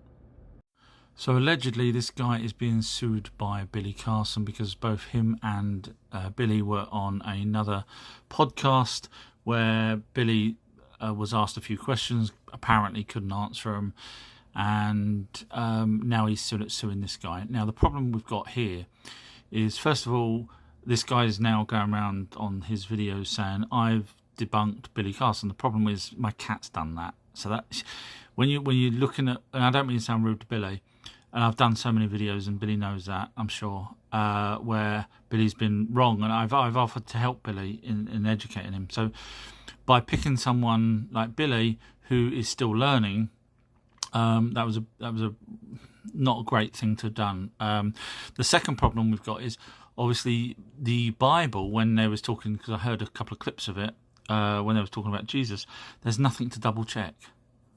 So neither of them can win. Neither of them. That's a stupid mute point. No one can double check anything. If you can't double check it, then either of them could win, either of them could lose. The other problem with that, with the Bible, is the Bible has words in it. So for example, we have the word bark, which could mean a dog bark or a tree bark. And the actual Bible does actually have words that have different meanings to them. I'm actually writing a book that's rewriting the Bible. So instead of the people that write the Bible wanting it to be one God, even though it does actually say gods, plural, in there many, many, many times, technically over 300 times. So, for example, Genesis 1, where it's actually talking about God or gods preparing heaven and earth, or depending if you want the changed version of the Bible, God creating heaven and earth. You can actually change. You can actually go back and reread that with the different words that's not being changed. I'm not adding anything, but knowing that the word planet was given to as a deity by the Anunnaki. So when you then start reading it again, Genesis, it's actually talking about planets forming. So, and that can be backed up with the Enuma Elish and the tablets in Columbia University. So unfortunately, what we've got here is, it seems two people that don't really know what they're talking about, trying to have a discussion, which is very sad.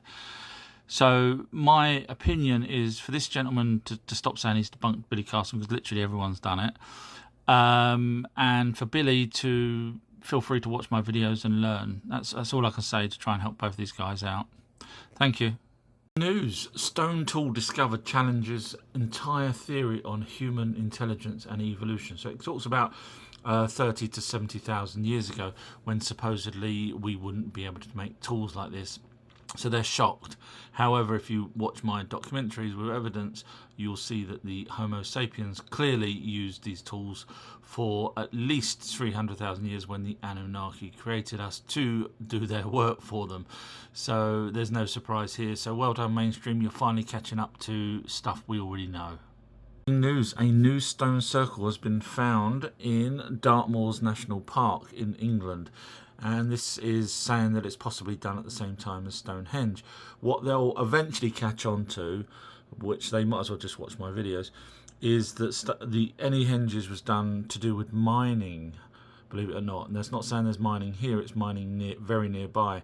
And these were settled anyway. I'm not going to spoil it for you because you could go and motivating watch. Our ancestors. Whoops! You could go and watch my video called Stonehenge Solved, which literally shows a 33-minute documentary explaining why these henges are built in the middle of nowhere, but yet have mining, ancient mining going on right near them. I won't spoil it for you, but yeah, feel free to go and watch them from ourtruehistory.co.uk.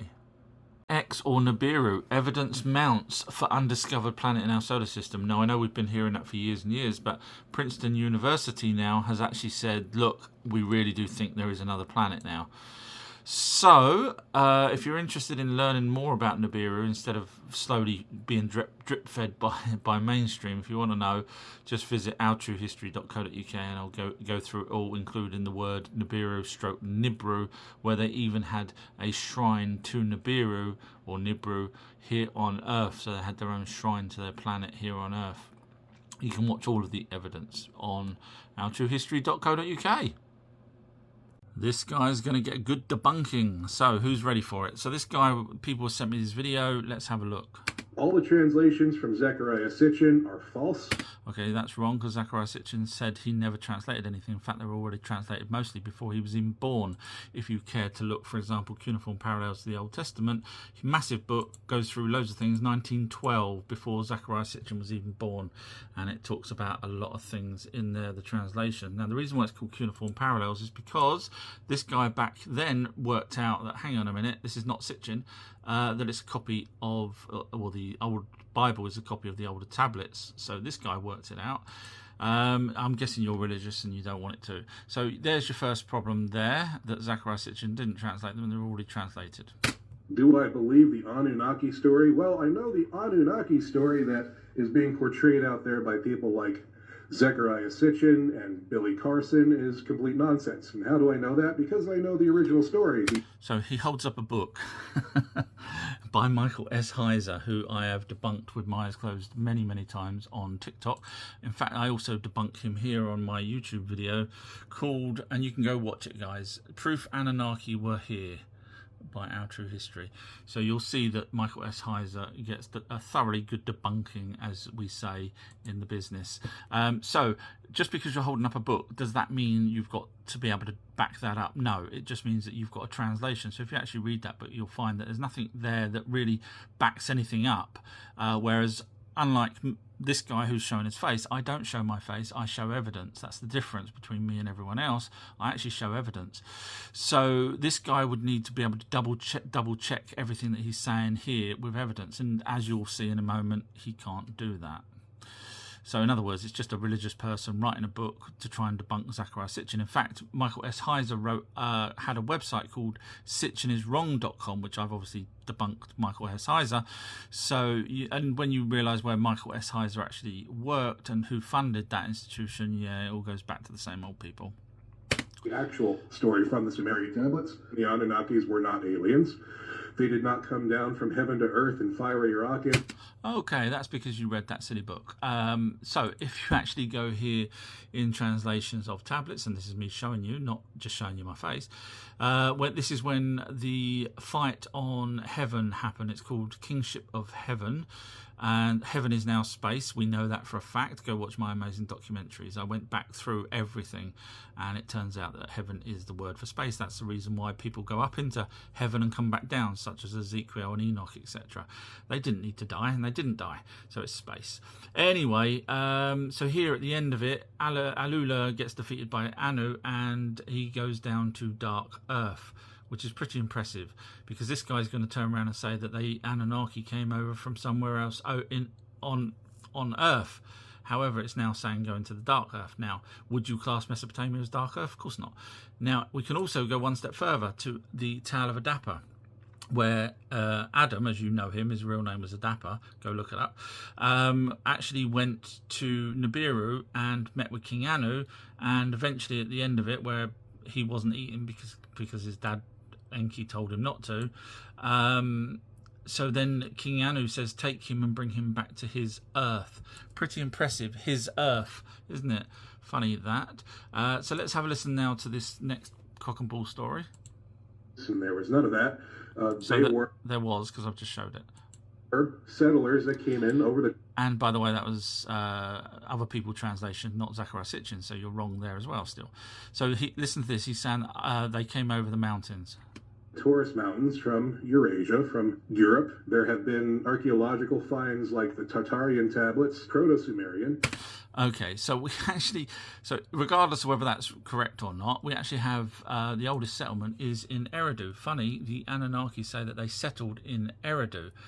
Now, he didn't mention Eridu, and that's 5,400 BC, which is actually one of the earliest settlements. Now, you would need to be able to show me the settlement for your king, princes and kings, which was what the Anunnaki, two main Anunnaki were, Enlil and Enki. You would need to show me that there was some evidence that they were there where you're talking about before they went to the Middle East, for example, Eridu or Mesopotamia, and you've got zero evidence that they were there. Zero evidence. Just because you've got, you know, I can show you cave art over in America, it doesn't mean that the Anunnaki were there.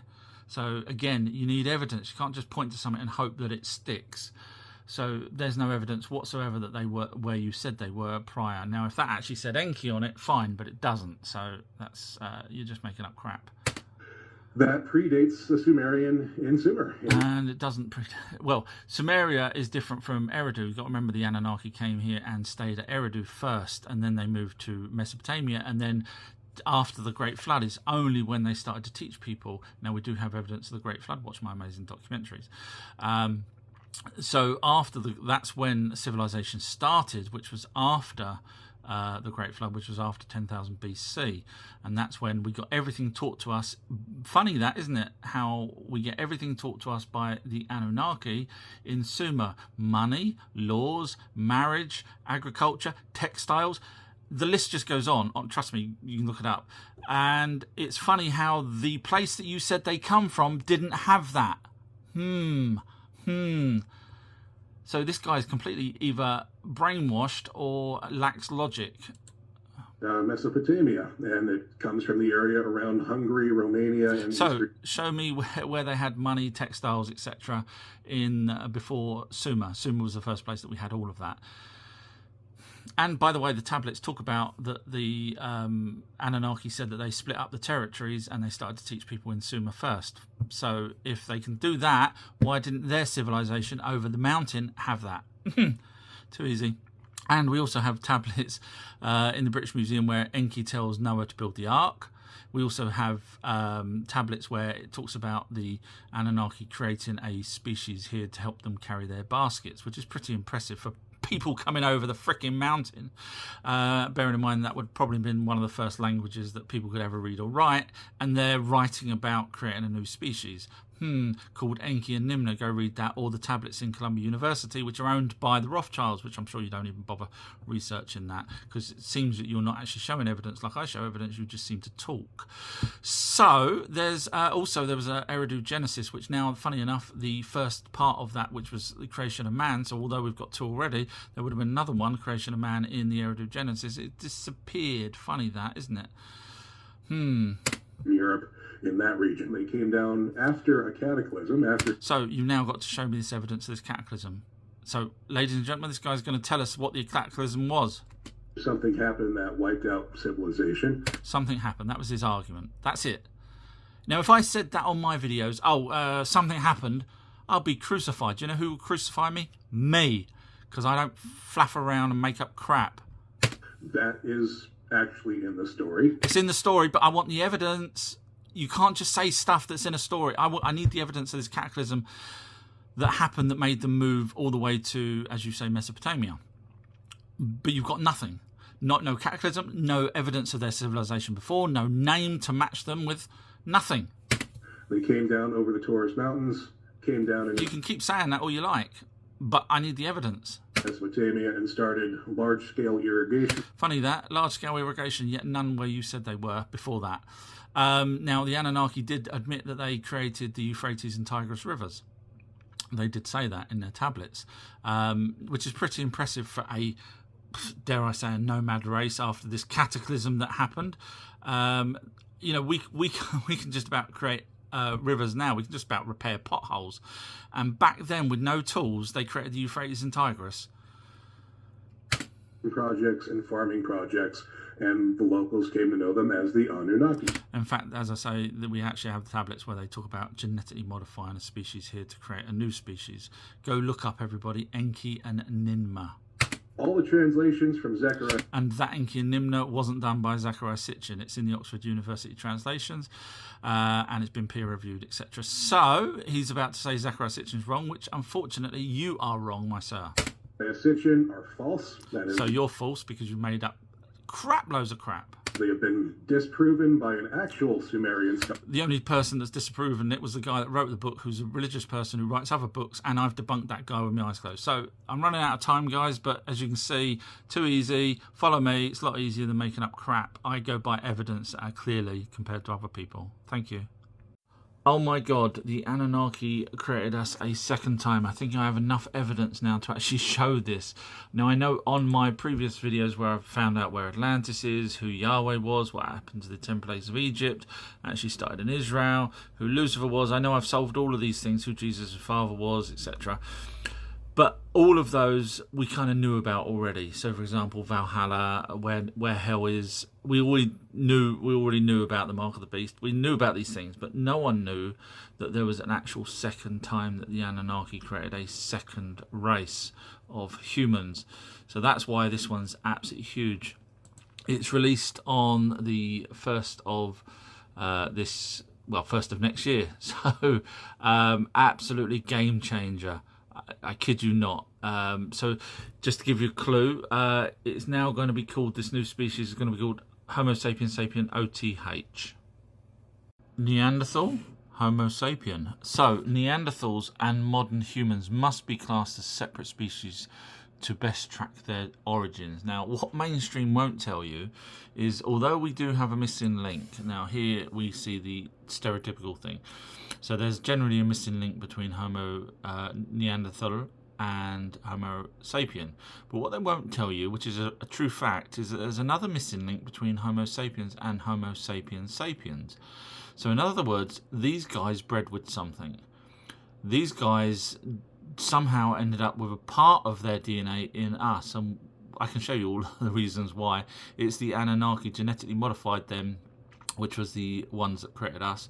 That's what they created, and then they bred a few 100,000 years later. They started to breed with this, which gave us Homo sapiens sapien.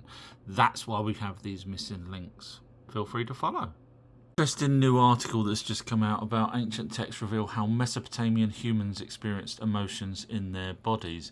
So, for example, Mesopotamians would say that their feet was to do with anger, whereas apparently, according to mainstream modern science, they'll say that it's to do with our hands. And so, you know, body parts represents different emotions according to this article compared to what we believe for modern humans. So yeah, it's worth having a look, whether or not you believe it's real or not. So this was in a Psychs.org website, and it's called Ancient Texts Reveal How Mesopotamian Humans Experienced Emotions in Their Bodies. It's worth having a read at least. Hi guys, I've just put this new video up which scrolls along and gives height, etc., and some details about alien creatures. I've been asked by one of my followers to make a video, so as you can see it goes through different things and different aliens. So it's now on my website outtruehistory.co.uk if you wish to keep watching this as it scrolls along and shows many different aliens and their heights, etc. Breaking news: Homo giliensis, possibly a new ancient human species uncovered by researchers. So what it says here is that in Eastern Asia, around 300,000 to 50,000 years ago, there was this new species that we're unaware of. However, I've kind of already said about this new species in a video called Why So Many Races on Earth, and it's to do with the fact that us Homo sapiens went round and bred around the world with the different different humans. We're a subcategory of humans, same as these guys would be, and so we bred with them, and that's why we end up with these different looking people around the world. So if you're interested in seeing my video, which actually explains it all, that's why it's called Solved, just go to my website ourtruehistory.co.uk and you'll see why we're all different. Neanderthals were making hand-stenciled rock art more than 66,000 years ago, according to this study. The reason why they say it's Neanderthal as opposed to Homo sapiens is because this was found in Spain, and apparently Homo sapiens didn't get there for another 16,000 years or so. So this would make sense because obviously the Anunnaki used a particular creature here already on Earth to genetically modify so that they could create Homo sapiens. Now, who would be the next smartest one? It doesn't really talk about Homo erectus, it talks about Neanderthal. Funny enough, we have Neanderthal DNA in us.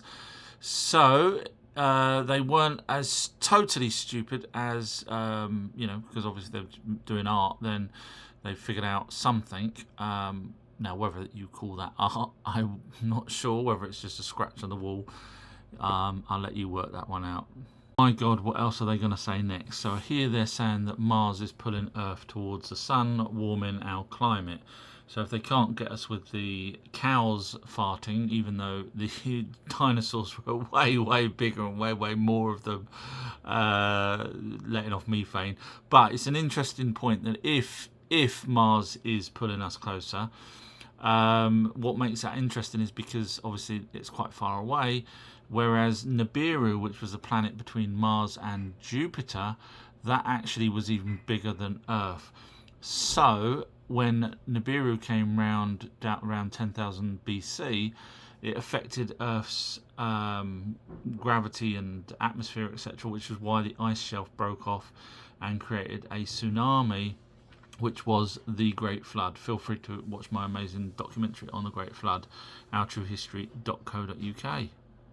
Breaking news: water may have been put on Earth by comets billions of years ago, according to this study. However, what's so funny is that they don't actually have a clue. So we know that the ancient tablets tell us that the planets were formed using water. Now, not our type of water, but what they call heavy water. And that's actually been backed up in the last month or so by other mainstreams saying that they could see another solar system where the sun and planets are being formed by water. So, and of course the Bible even says when the waters mingled, etc., same as the Enuma Elish in the British Museum. So that's the reason why there's actually water by the asteroid belt as well, because the Earth was originally another planet called Tiamat that got smashed up and ended up being part of Tiamat is now Earth, which is why it's got water, because Tiamat had water, and that's why the asteroid belt's got water. It makes so much sense. Breaking news: a battery that never dies. What is the new battery that never dies? It is to do with nuclear and a crystal. Now, funny enough, the Anunnaki, in their translations done by the Moorhens from tablets in Columbia University, say that their craft had a crystal, and so they put also crystals in the pyramids, if you believe in the translations. Now, I always wondered what the pyramids had, why they had crystals. What was the benefit of that? But knowing now that if we can create a sustainable battery that will last for a very, very long time, they're using crystals, then the logic is that inside the pyramids would be a crystal that was powering something. Interesting. Now, funny enough, the granite box inside the Great Pyramid could have housed the nuclear material to power the actual crystals. So this is just going to be a bit of fun to do with the Anunnaki. So I was just on Amazon and I typed in the word Anunnaki, and I come across many books that have Anunnaki in the title, and I thought I'd read them out and see whether or not any of them make sense. So it's just a bit of fun. The Anunnaki of Nibiru: mankind's forgotten creators, enslavers, saviours, and hidden architects of the New World Order. So everything's correct up until the New World Order. Now, we would need the evidence that they are the architects of that. Now, I do believe the Anunnaki are aware of Marduk, in particular, is aware of the plans that the elites have. Now, I know there was an ancient tablet called the New World Order, or New World Order, or something like that. But that's, again, a translation that we've added to that ancient tablet, which is referring to the ancient times as opposed to modern times. Anunnaki gods of Earth and Nibiru. Yeah, that's a cool title. That works for me. So I've not read many of these, probably none of them. Gates of the Anunnaki, sacred geometry, keys to the gods. So the Anunnaki do have symbols, which each Anunnaki seems to have their own particular symbol. I haven't done a deep dive into it yet. So when I do, you'll have the evidence. I'm not knocking this person's book, but I've not read it. But so yes, they do technically have geometry that we are not aware of. So next one is Wars of the Anunnaki, nuclear self-destruction in ancient Sumer. Technically, it wasn't a self-destruction. It was when the Anunnaki used the 7 weapons of terror, they didn't realise that the wind would blow back and cause radiation poison, as it says in the Bible when it talks about the waters became bitter and blood come from the eyes and all that kind of stuff. So technically not self-destruction, otherwise the Anunnaki wouldn't have carried on being here. Billy Carson's Compendium of the Emerald Tablets. Now, I have had the pleasure of skimming through this. I'm not going to comment on it because it doesn't even say Anunnaki, so I'm not quite sure how he's managed to get that in there. The Anunnaki Chronicles, a Zechariah Sitchin reader. So not sure what this is about. Includes never before published writings edited by Janet Sitchin. Well, in that case, that I would probably recommend that. It's available on audiobook as well by the looks of it. So yeah, I wasn't planning on recommending anything, but Reign of the Anunnaki, the alien manipulation of our spiritual destiny. Yeah, see, unfortunately that's not quite right, because obviously Anunnaki, although we're aware of spirits, they were not really manipulating our spiritual destiny, unless you could say that they were the ones, for example, genetically modifying the pineal gland, which is where most people agree that the orbs join with. So I wouldn't necessarily agree with spiritual destiny. I think that one's probably not correct. African temples of the Anunnaki, the lost technologies of the gold mines of Enki. African temples of the Anunnaki, the lost technologies of the gold mines. Yeah, Michael Tellinger. Okay, I just saw who wrote that one. I was going to say, yeah, that seems all logical and fine. Michael Tellinger is someone that I rate highly. The Anunnaki, the sacred science. I'm reading these for the first time, by the way, with you guys. The sacred science of the black god. Now, as you know, I've been doing this 40 odd years.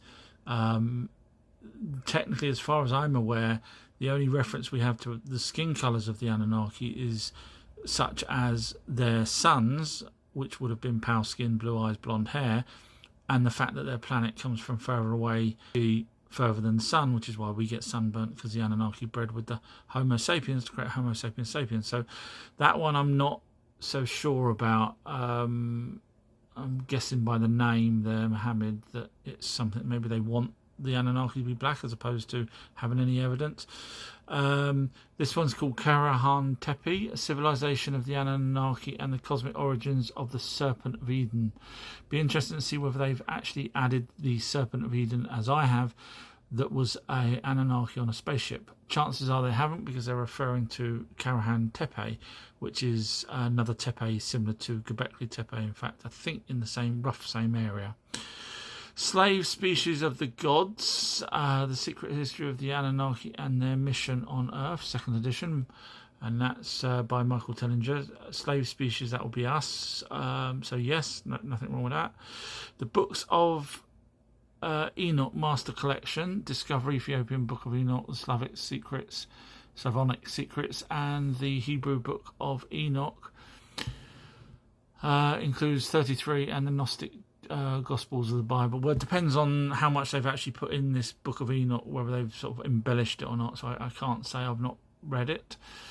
DNA of the Gods, the Anunnaki creation of Eve and the alien battle for humanity. Unfortunately, that one's wrong there, and that's because Eve didn't come along until Enki bred with 2 Homo sapien women. So in other words, there's already Homo sapiens. So Eve, original Eve, would have been called Tiamat, based off of the planet, and Eve her name was actually Tai or Titi, which you can go and read in ancient texts if you're interested. So this one's probably not that good, PhD. So this is what I'm on about. Just because I don't have a name letters after my name doesn't mean I'm stupid. The Anunnaki Mysteries, the complete 5 books box set. I'm guessing they're not historical. I'm guessing they're sort of maybe story based. The King Who Refused to Die, the Anunnaki and the Search for Immortality.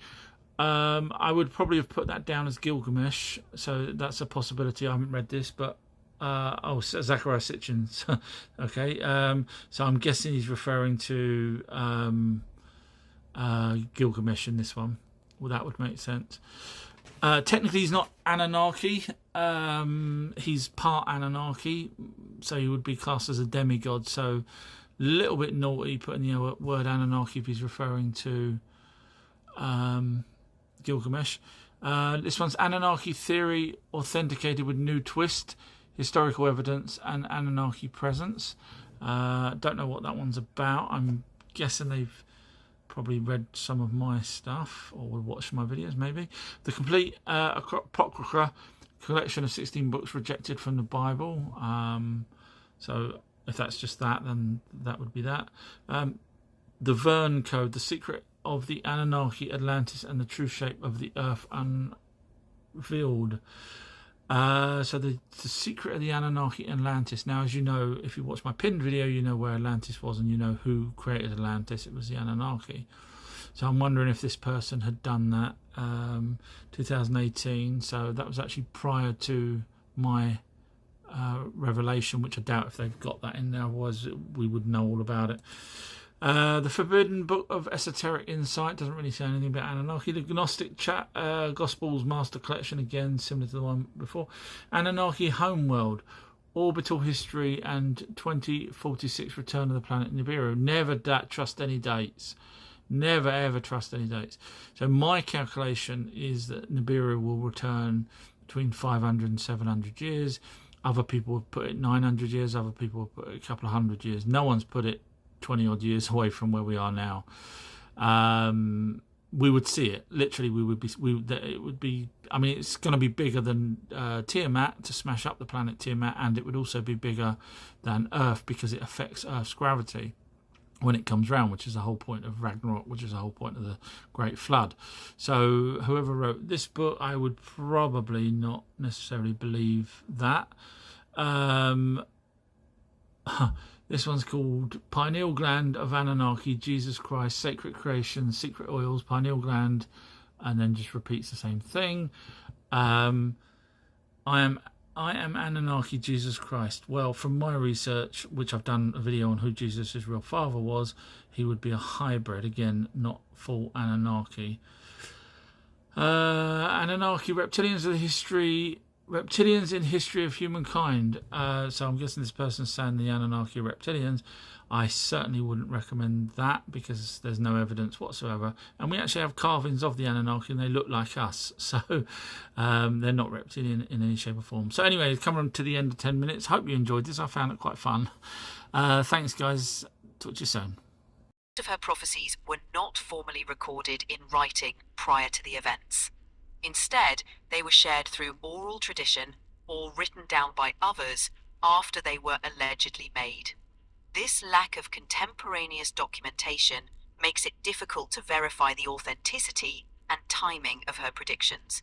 This is why there is ongoing debate and skepticism about the accuracy and foresight attributed to... So with Baba, did she tell people about their illnesses and how to cure themselves, etc., things like that, not just futuristic events?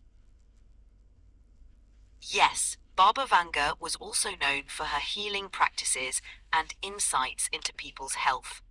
Many people visited her not only for her prophecies, but also for advice on health issues. She was believed to have a gift for diagnosing illnesses and recommending herbal remedies or other natural treatments. Okay, so let's just get to the crux of the matter. Did she charge? Baba Vanga reportedly did not charge people money for her predictions or healing advice. Instead, she often received gifts or donations from those who visited her as a token of appreciation. Her reputation was built on her willingness to help others without requiring payment, which contributed to her mystique and popularity. Okay, and the health ones, how accurate were they? The accuracy of Baba Vanga's health-related insights is difficult to measure objectively. Many of her followers believe that she had a remarkable ability to diagnose and advise on health issues, often attributing improvements in their conditions to her advice. However, without scientific documentation or medical records to verify these claims, it's hard to ascertain the true effectiveness of her health-related guidance. So, was there any scientific people that did any kind of scientific studies on her and her abilities? There were no comprehensive scientific studies conducted on Baba Vanga's abilities during her lifetime. While she attracted the attention of various researchers and parapsychologists, the investigations into her prophetic claims and healing practices were not rigorously scientific. Okay, so really, as a general rule then, between me, you, and the audience, it's very skeptical. You can be skeptic on Baba because the documentation may not have been done before an event, and to be skeptical about Baba Vanga's predictions. The lack of clear, contemporaneous documentation and scientific validation makes it difficult to assess the true accuracy of her prophecies and health insights. As with many figures known for paranormal or prophetic abilities, it's important to approach claims about Baba Vanga with a health. To Edgar Casey then. So, the sleeping prophet was a clairvoyant. So just give a little bit of background for people that don't know who he is.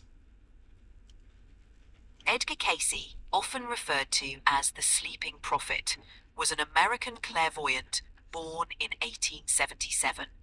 He became famous for entering a trance-like state during which he would give psychic readings on a wide range of topics, including health, astrology, reincarnation, dreams, and future events. Casey's readings often focused on diagnosing illnesses and recommending holistic treatments, which is why he is sometimes considered a pioneer of holistic medicine. His legacy includes a large collection of readings that are still studied and referenced by followers and researchers today. So his readings were written down by his wife, if I'm not mistaken. Yes, that's correct. Edgar Casey's readings were transcribed by his wife, Gertrude Evans Casey, and his secretary Gladys Davis Turner. While Edgar Casey was in his self-induced trance state, Gertrude would ask questions and Gladys would record his responses verbatim. These transcripts form the bulk of the Casey readings that are preserved and studied today. Okay, so did he charge? Edgar Casey did not initially charge for his readings. He believed his abilities were a gift and was uncomfortable with the idea of profiting from them. However, as demand for his readings grew, he eventually accepted donations to cover the costs of his work and to support his family. Later in his career, he established the Association for Research and Enlightenment, ARE, in 1931. Which was funded through memberships, donations, and the sale of publication.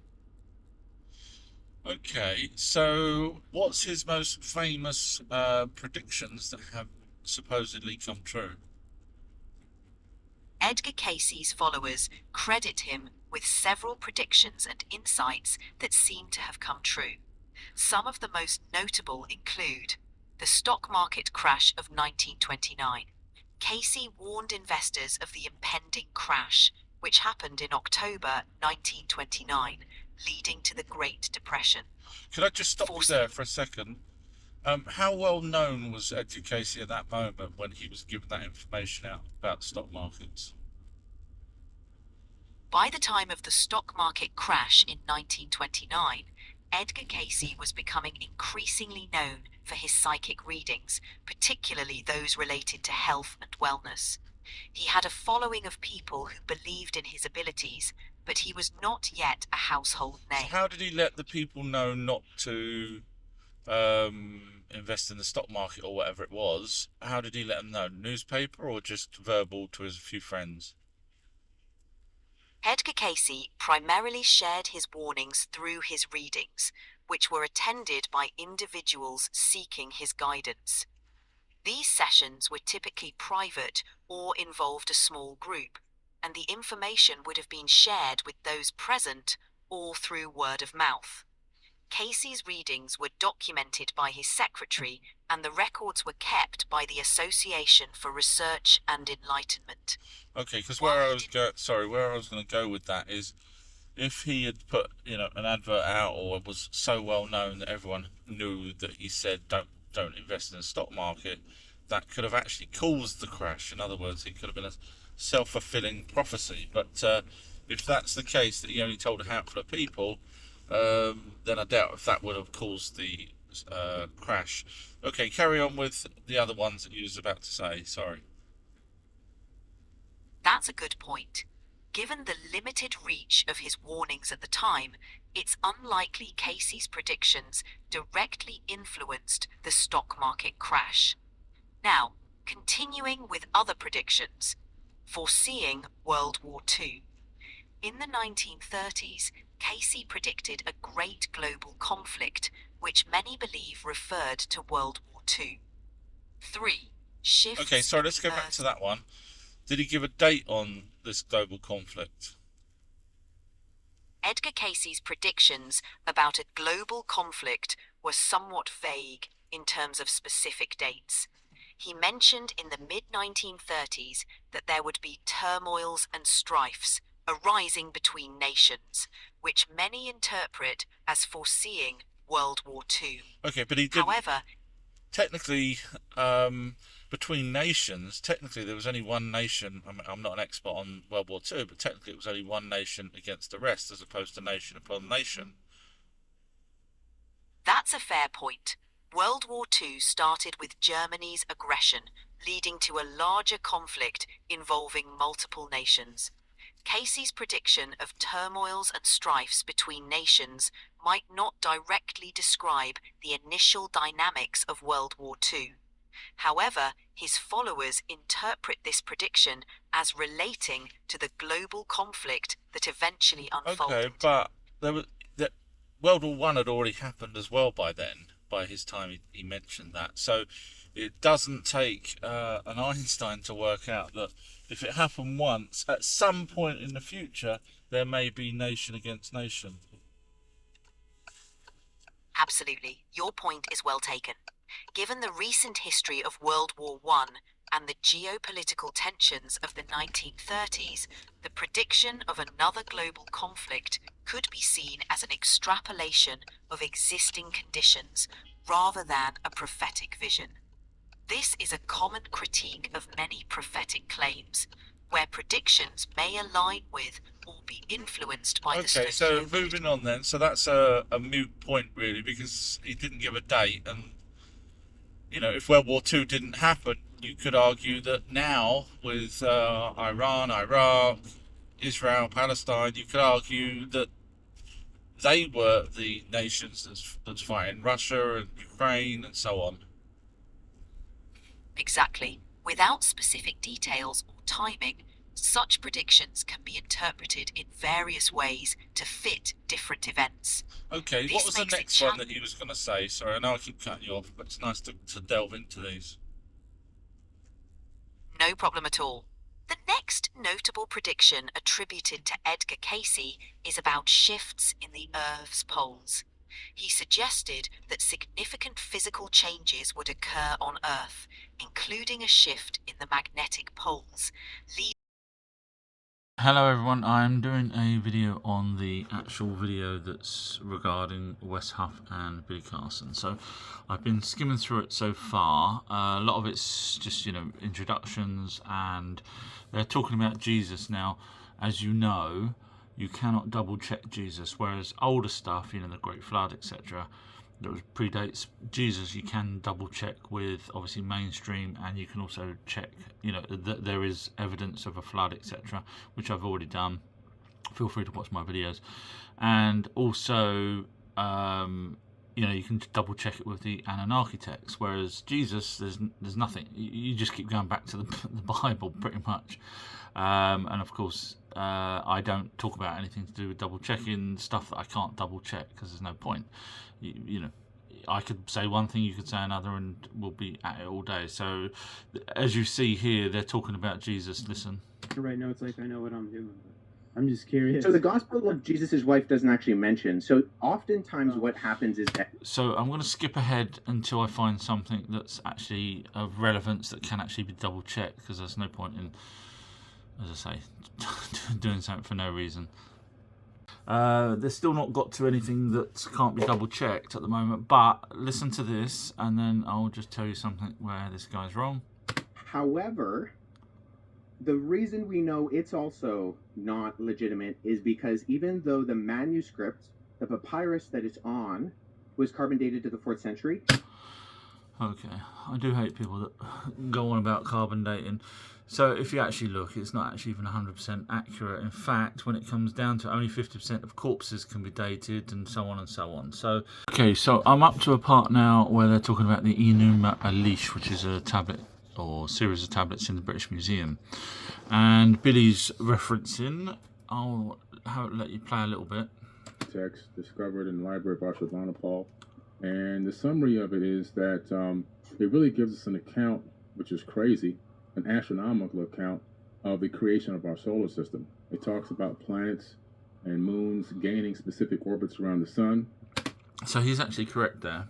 And it goes on, he carries on about the fact that the one in the British Museum, the Enuma Elish, talks about Marduk smashing into Tiamat as opposed to Nibiru, or Nibru, as it's also known. And just for religious people, if you're watching this and who's now thinking, you do realise that the British Museum also has a tablet that Marduk, because Marduk was given the rank of 50 when or Enlil, as you may know him, gave up on Earth and let Marduk take over. And so that's when the pantheon of gods changed from multiple gods in, as you probably guessed, Rome, Greece, Sumerian, Babylonian, etc. Everywhere went down to one god, and that was Marduk. And the tablets in the British Museum, if you would like to bother, but you guys won't bother researching that, so that you can then see how we end up with one god, whereas obviously in their image, Genesis 1:26, and the fact that there's God is mentioned 300 times in the Bible, the original Bible, not the version's been changed. So, yeah, there you go, just giving you a bit of clue there. I'm going to carry on watching this and then I'll interject. So I skipped along a little bit because that did go on for a little bit of time. And what we've got is this gentleman, Wes, asking Billy for the verbatim, in other words, because Billy sort of alluded to, even though I did skip bits of it because it did go on for a bit, Billy was pretty much saying that it's almost word for word, and so again this guy's asking for the evidence that it's word for word. So I'm just going to play a bit. I haven't actually gone any further than this. So I'm just curious, when you say that there are not just parallels but there's actual copying, looking at Genesis chapter 1 and 2, where the creation story is summarized in the Bible, what are the actual kind of parallels there that you're looking to? Because as someone who's read both, I not only do I not find parallels, I actually, and this is the majority of ancient Near Eastern scholarship with me, think that Genesis chapter 1 is actually an apologetic against documents like the Enuma Elish. So what? Okay, I can actually answer that. So all you have to do is go to my YouTube channel and look for the one that's called Alien Bible. If I may just break this down to show you, the Bible has taken the start of our solar system some 4.6 billion years ago, then added stories from just 450,000 years ago. I'll show you why. This part belongs with the newer stories, not 4.6 billion years ago. 4, and God seeth the light that it is good, and God separateth between the light and the darkness. 5, and God calleth to the light day, and to the darkness he hath called night. And there is an evening, and there is a morning. Day 1. Have a listen to the Moorhen tablets. You'll see this part was talking about the Anunnaki when they arrived here on Earth, 4.6 billion later than the forming of the sun and planets. Their first day on Earth included both an evening and a morning. By daylight, Ea had already considered the occurrences. He was considering how to divide the oceans. Engur fashioned the master from the beautiful waters to provide drinking water. He walked to the snake pond with Olalu, thinking about its warm waters. Nasty snakes were spreading in the pond. Engur informed Ea of this. Ea then reflected on a large amount of rainfall he had collected in the marshlands. He named the reed thicket he was directing and delegated wetland maintenance to Enbilulu. And in fact, 4 of the Rothschilds family works in Columbia University, if you want to go and do the research. And so with these tablets, you've actually got a better, clearer understanding. Now, of course, the other tablets that went missing was what they call Eridu Genesis. The original one, they actually had the creation of man in those tablets. So this would be the world's most important information, would you not agree? Funny enough, it went missing. I wonder who owns the museums or who funds the museums, etc., etc. So now you get an idea that why we're struggling. Not too much though, because if you go and look up Enki and Nimna, which I'm just about to show you right now, remove the carbon dating, Enki and Ninma. So one of the first, that's how you spell it. One of the first, there it is. There it is. One of the first languages ever, and they're literally talking about genetically modifying a creature. You can go read this in their image. This predates the Bible. So, which is it? Is it an almighty being? Bearing in mind, ladies and gentlemen, the first buildings on this planet was not for your almighty being. It was for Enki. That's a fact. Second building, Enlil. Third building, Ninurta. You get the idea. Fourth building, fifth building, all in Mesopotamia. So God's going, hang on a minute, guys. I told you to worship me, and you're building these buildings for these Anunnaki. Where's my building? Funny enough, he didn't actually ever get one, an almighty being. If you actually do the research, you'll find that the only building that would have come close would have been the one under Temple Mount, which was for Yahweh, which was Marduk anyway. Feel free to watch my amazing documentary on who Yahweh really was. So anyway, here it's talking about the creature that you bring into existence, impose on him the work of carrying baskets. This is, again, translations. And look, they fouled 6 times. Each one of these creatures that they created fouled. This man constantly opened his eyes. The next one had no genitals. Next one, there's the one with no genitals. They called it an eunuch, and you can guess where the eunuch word comes from now. Oh, come on, guys, you're not that thick, are you? It's literally all here, talking prior to the Bible. So one of them's right. Which one? I know which one I'll go with. Bearing in mind we've got fused chromosomes, ladies and gentlemen, which funny that we have fused chromosomes, isn't it? Done in a lab. Now you'll say, mainstream will say, oh, it's genetic mutation. The amount of coincidences you're going to have to keep going through to try and justify that it's an almighty being and that it's accident and that we've got this and we've got that. And yet literally here in the Oxford University translations, it's talking about, I declared the fate for the first man with the weak hands. I gave him daily bread. They actually give him daily bread. This in this line here, it talks about somewhere, I can't find it off the top of my head, but that's where you first get your word daily bread from, by the way.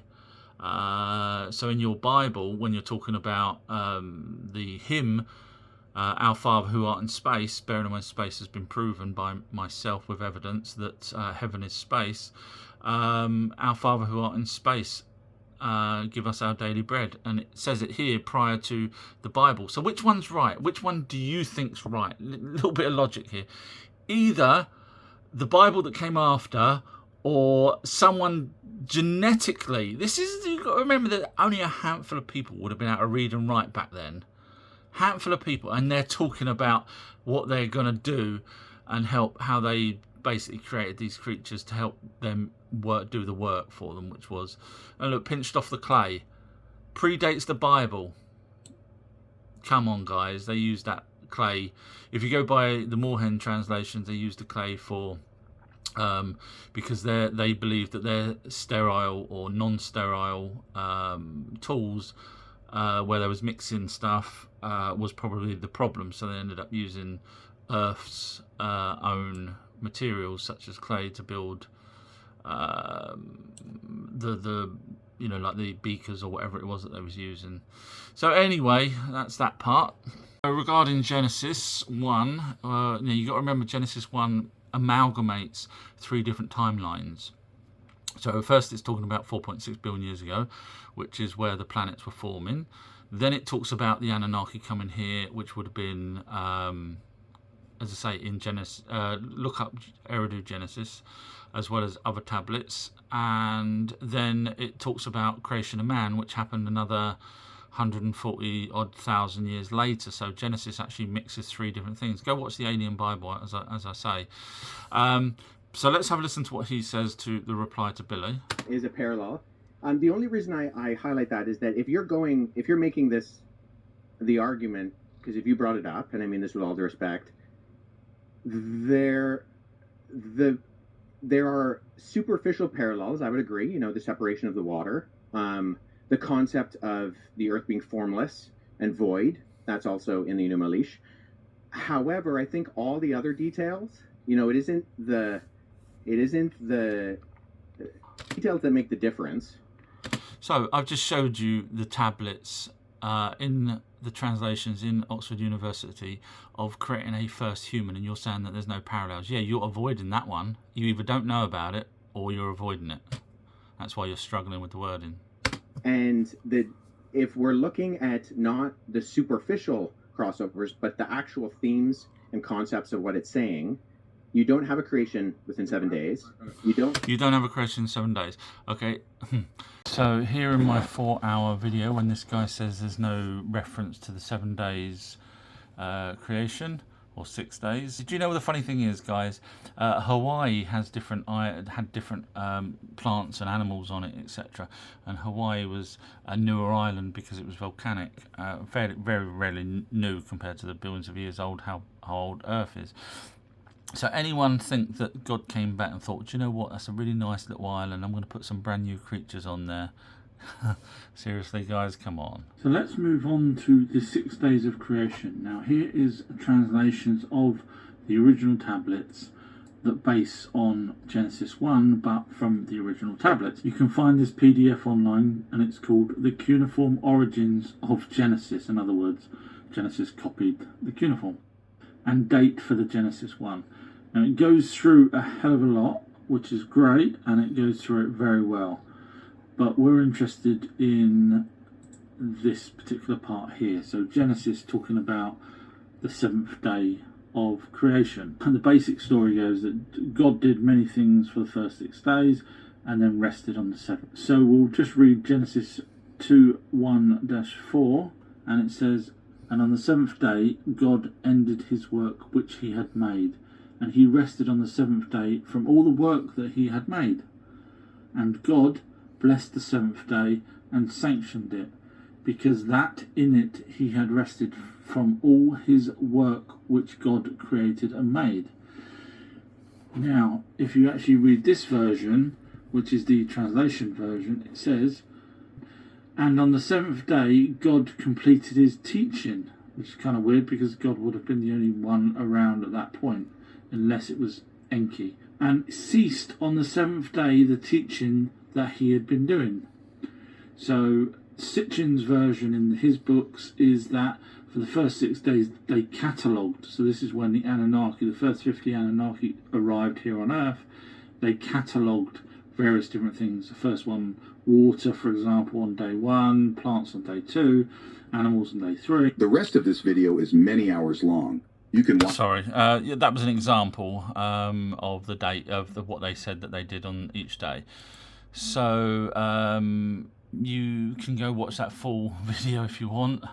At that time. So was this text discovered that makes it parallel to Genesis? Was this? Which makes it parallel to Genesis, right? Okay, let me just type in something. Cuneiform parallels to the Old Testament translation book, by the way. And you can actually go and read that. Hopefully this is the PDF version. Probably not that one. You can find, yeah, there it is.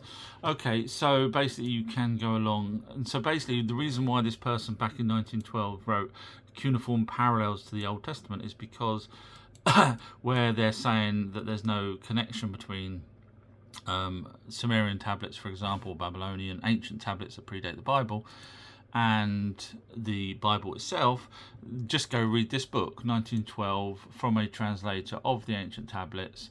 It's called Cuneiform Parallels of the Old Testament, and parallels being because, literally as this guy just said. So is there any parallels? Yes, sir, there is. And what we see that is counter to that is that even, sure, there's superficial, divided the waters, but we find that in almost okay, superficial. So hopefully you've just seen the book that I mentioned, the Alien Bible and the Enki and Nimna and the Eridu Genesis, where they're missing the first one. So yeah, plenty more than what you're aware of. I just see. So he says, I disagree with this. Listen, all these texts out. There's a lot of different information that you can see. There's a lot of it's been copied word for word into the biblical text. See, it's not. So that's the problem. That's where all these religious people seem to think that Billy's totally been debunked, is because Billy made a mistake, and it is a mistake. It's not, when you say a lot of the words are copied word for word, no, they're not. And also, don't forget, you can change the way that you read the Hebrew words, as I've already said. There's, for example, one word can mean 4 totally different things. So unfortunately, that's where Billy kind of went wrong a little bit. You keep saying that God's a he. Yep. Okay, so he says God's a he. Bear that in mind, because in a moment he's going to then say God is genderless. So where do you get that from? Well, throughout both the Hebrew Old Testament and the Greek New Testament, you have the masculine singular pronoun used for God. Singular. Okay, now there is also words for gods.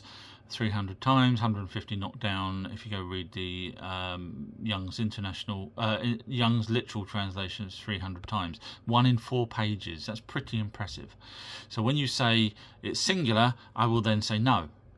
And you can't argue with that because you've got the words in there as gods. And don't say there's no words in God. There's gods in the Bible. There is words of gods, plural, in the Bible. So, and don't say it's the Trinity, because at one point in the Bible it says, thou shalt not worship, something that's similar to they shall not worship any other gods. So now what you'll probably do is, they're lesser gods. And make up a load of crap. No. No. The Anunnaki's race name was gods. So, and you can go watch my amazing documentaries that shows that.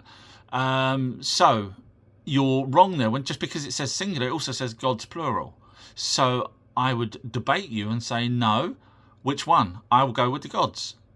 Bearing in mind, Elohim is supposedly plural itself. So you saying singular, just by the definition of the word gods, is plural already. And why is God a man?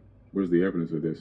Well, God isn't a man. See, within historical Christianity, we don't believe that God has a gender. However, the way that he has decided to reveal himself is through the masculine plural, and then ultimately by... So, he's not... Earlier on, he agreed with Billy when Billy said, you call him a he. So he said yes. Now he's saying he's genderless. But to get round that argument, because he already said he was a he, he's saying that God identifies as a he, in which case, then he has a gender.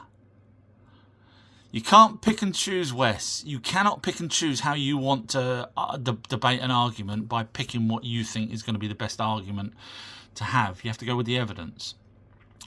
So the reason why he is a he, if you're referring to, bearing in mind plural, Elohim, but even if the reason why you're going by he is because Enki was a he, Marduk was a he, there's only a handful of female Anunnaki mentioned. So, for example, Nimna, who became Ninharsag, you've got Ishtar, which was also Inanna, and so on.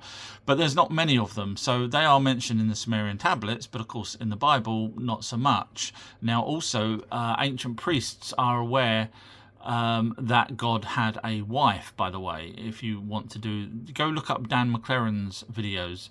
I'm sure you'll be surprised that Dan McLaren, although he doesn't say that God or gods, because he even talks about them being plural, that gods were the Anunnaki, because obviously he spent his whole life talking about a religion. So obviously he can't go that far and turn around and agree that the things that he's talking about are the Anunnaki. But have a watch of Dan McLaren, very good guy, very logical, and won't do what this guy's done, where he is trying to shoehorn his argument so it fits. The reason why it is he is because Enki was the one that created us. I just showed you the information on that, on Enki and Nimna. And obviously there's tablets in the Columbia University as well, if you so wish to go and read. And then Marduk later on became the monotheistic god, which is why we end up with one god as opposed to the pantheon of gods that we had originally. So it's all there in black and white. So anyway, let's carry on. By becoming a human in the person of Jesus Christ. So we don't believe that God has a gender. So hang on a minute, let's go back to that. Sorry, I'm watching this for the first time. Becoming a human as a gender. However, the way that he has decided to reveal himself is through the masculine plural, and then ultimately by becoming a human in the person of Jesus Christ. So where does it say that? Let me have a look. Where does it say? I'm just going to ask ChatGPT. Sorry to ask ChatGPT, it's just it's a lot quicker than Googling it. Where does God say he is Jesus? Why didn't that type? Okay, so let's see where, if Wes is 100% correct. It says, John says, Jesus says, I and the Father are one. Now, to the words that it could have been, so for example, there's many different words. You could have I and the Father are one, or you could have I and the Father are united, or I and the Father are alike. You see where I'm going with this, guys? You don't believe that God has a gender. However, the way that he has decided to reveal himself is through the masculine plural, and then ultimately by becoming a human in the person of Jesus Christ. So we don't believe that God has a gender. In fact, the fact that God creates humanity in his image, and he creates them male and female.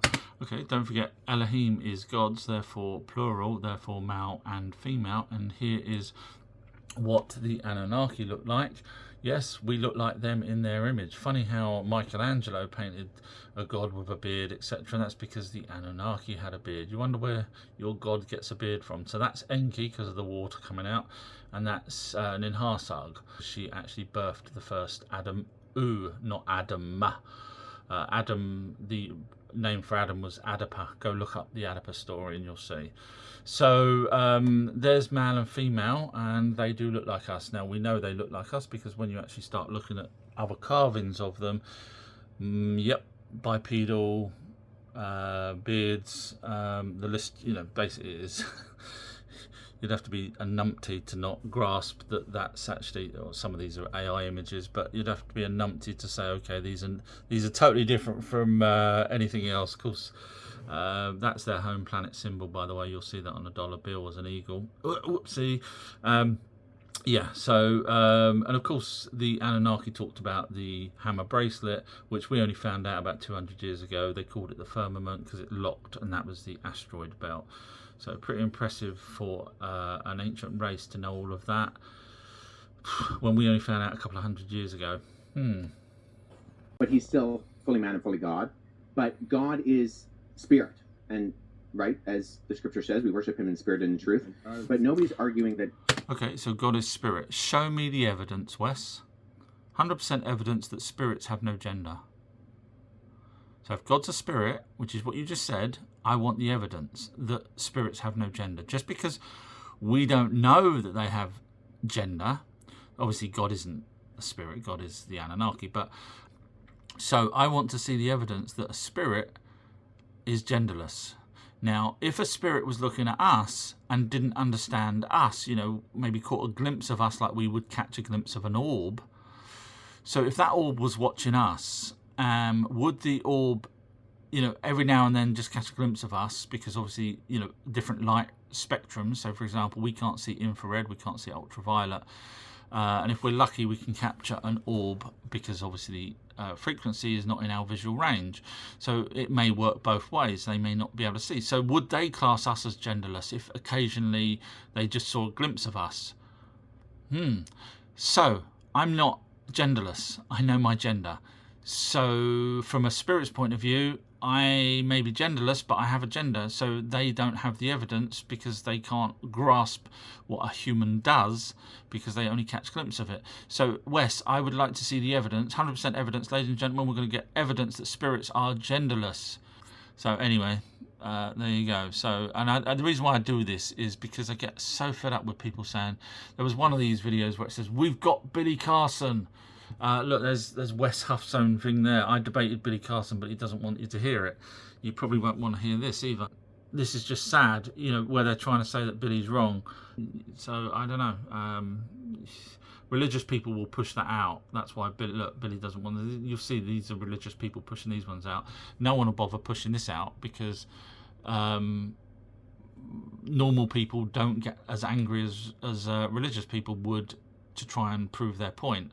Normal people that don't really care or even on the sideline wouldn't bother pushing this video out, but religious people will push your video out because Billy did make some mistakes. Yes, you know, I've done quite a few videos where I've showed errors in Billy's